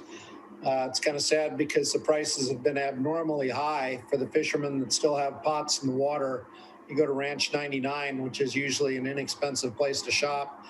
It's $20 a pound, which means an individual Dungeness crab is $35 to $45. We recently discussed the drought and some of the effect that it's having, and it's still having a terrible effect for salmon in the various rivers. And there's still the big, huge problem of balancing water needs for agriculture. And I do have an idea to contribute a little bit when we come up with future agenda items. Thank you. Commissioner Zemke? Yeah, I just want to say a big vote of thanks to Jim and his staff for pushing the issues on planning and the safety plan for Johnson Pier and other items. I know it's been a real struggle, and I really do appreciate his initiative with that. Also, too, and I don't know if this would fall under agenda items or not, but at some point, I guess we're going to be talking about moving back to in-person meetings. And I would also like to include in that kind of the logistics of how we do that. I think we've all gotten very used to the convenience of remote meetings and the ease at which people can comment in those meetings. And once we move back, I think we need to take a fresh look at the timing of our meetings to make sure that we're providing the same efficiency as far as ability for public comments. So, Bill, so Jim and I have started discussing that as we continue to transition. So we're trying to figure out the plan right now, which, I mean, and it's nothing, that's not anything that's secretive, but, you know, just as we kind of go through the recovery phase, you know, and the meeting phase. I mean, there's obviously a benefit, right, to having some Zoom meetings. We've had very high participation than normally and for our meetings in person. So we're trying to figure out the best way to keep that participation level while also, you know, meeting in person. And, you know, we'll figure that out at some point. Thanks, Virginia. Thanks. Commissioner Ryring? Nothing to report. Okay, so I have just a quick thing to say. Jim, thank you so much for allowing me to come to visit with you when we hosted Sea Valor, or when you hosted Sea Valor. I'm glad that we were able to accommodate them and put them on our agenda today. I think it's going to be a great service for, you know, safety, public safety on the coast side, and hopefully the beginning of, you know, something more and in a more collaborative effort as well with all of the public response or emergency response agencies. Also, I just wanted to say that at the last Coastal Commission meeting last Friday, I made public comment in support of the Coastal Commission's staff report to kind of move forward with fixing the Miramar Bridge as an infrastructure problem, since that is literally a bridge that connects all of the coastal communities. And so that actually passed the Coastal Commission unanimously.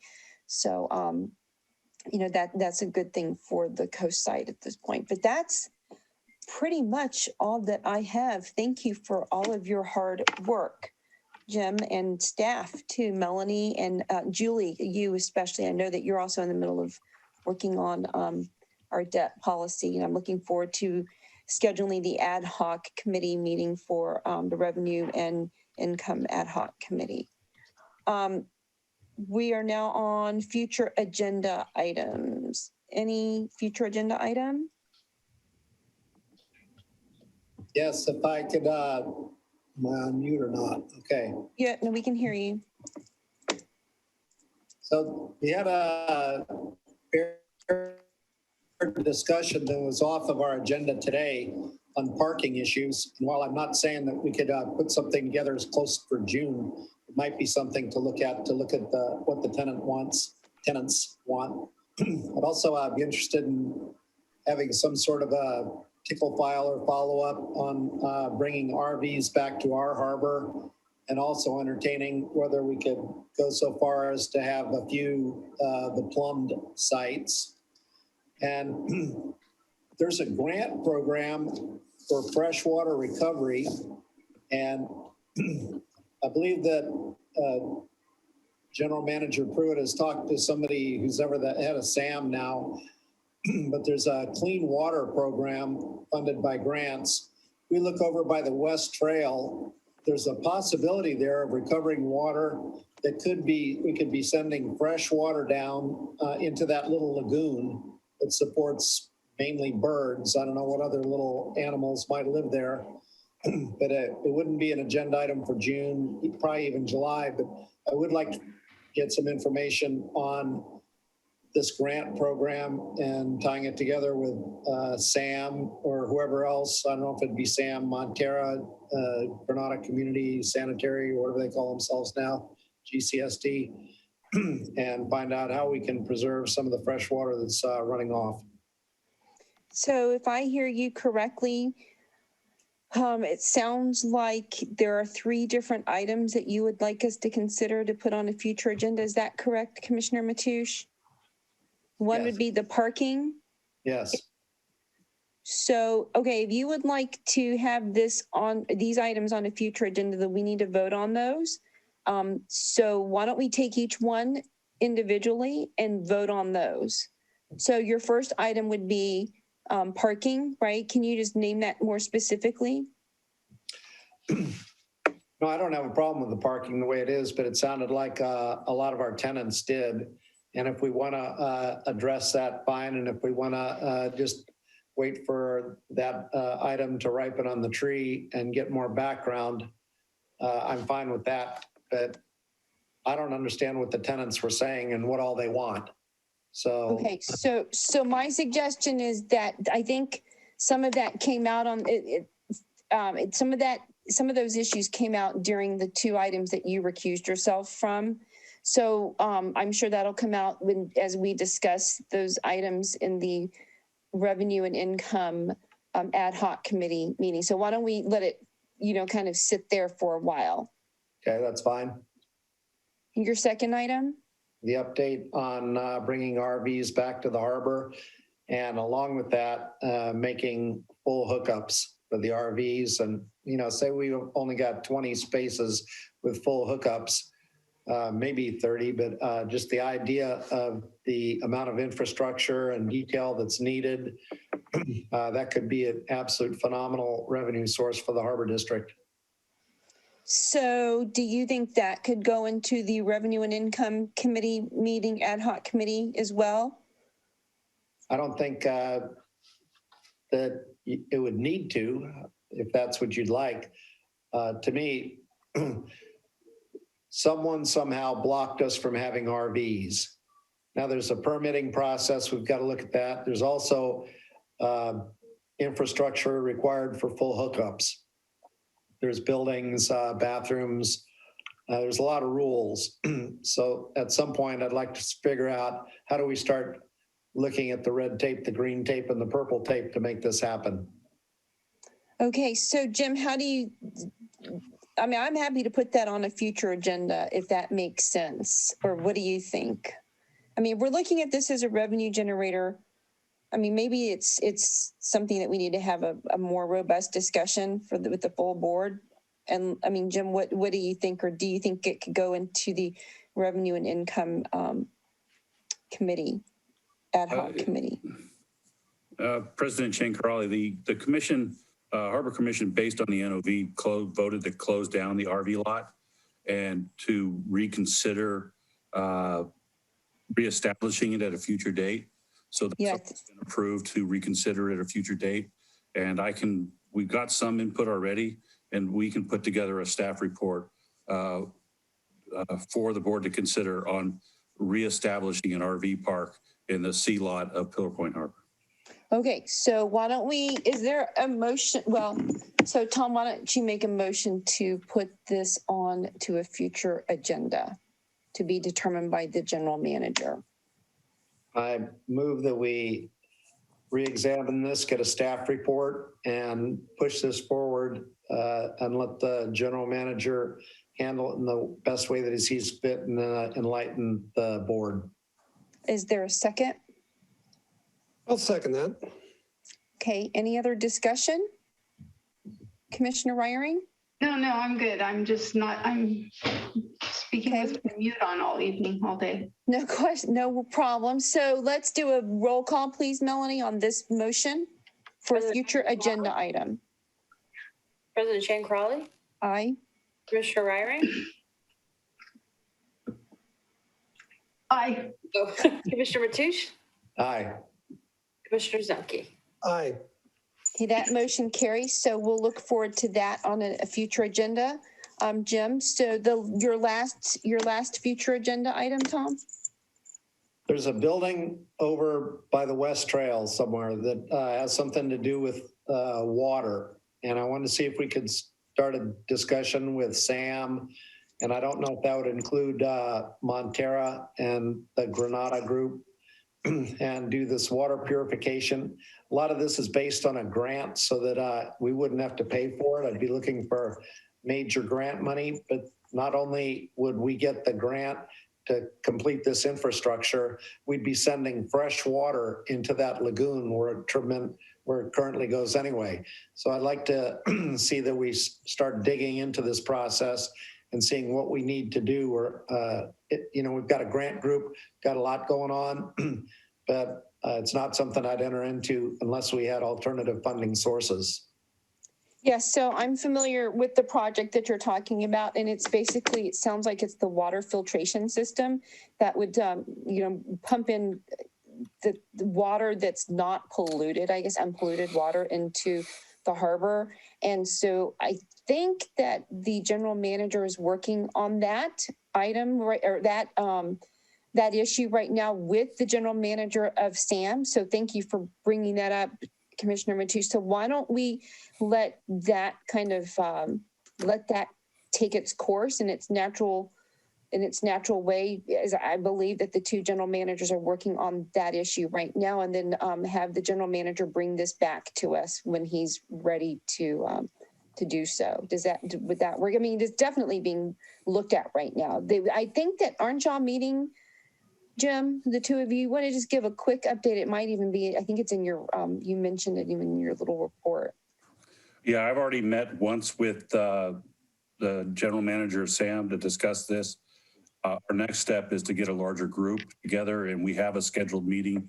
I think it's the second week of June to delve into this deeper, to see how we can develop partnerships, not only with the Harbor District and SAM, but all agencies involved to get the biggest benefit out of moving forward with this project. Once that meeting comes together and we have some more information, I plan on bringing an informational paper to the board to get further direction. Are you okay with that, Commissioner Mateusz? That excellent progress, I would say motion to adjourn. Okay, wait. So wait, can we, are you okay with what Jim said? Out of that excellent progress. It's not going to be forgotten because it is in motion right now. I understand fully. Okay, so motion to adjourn? Any other commissioner comments? Only Tom spoke.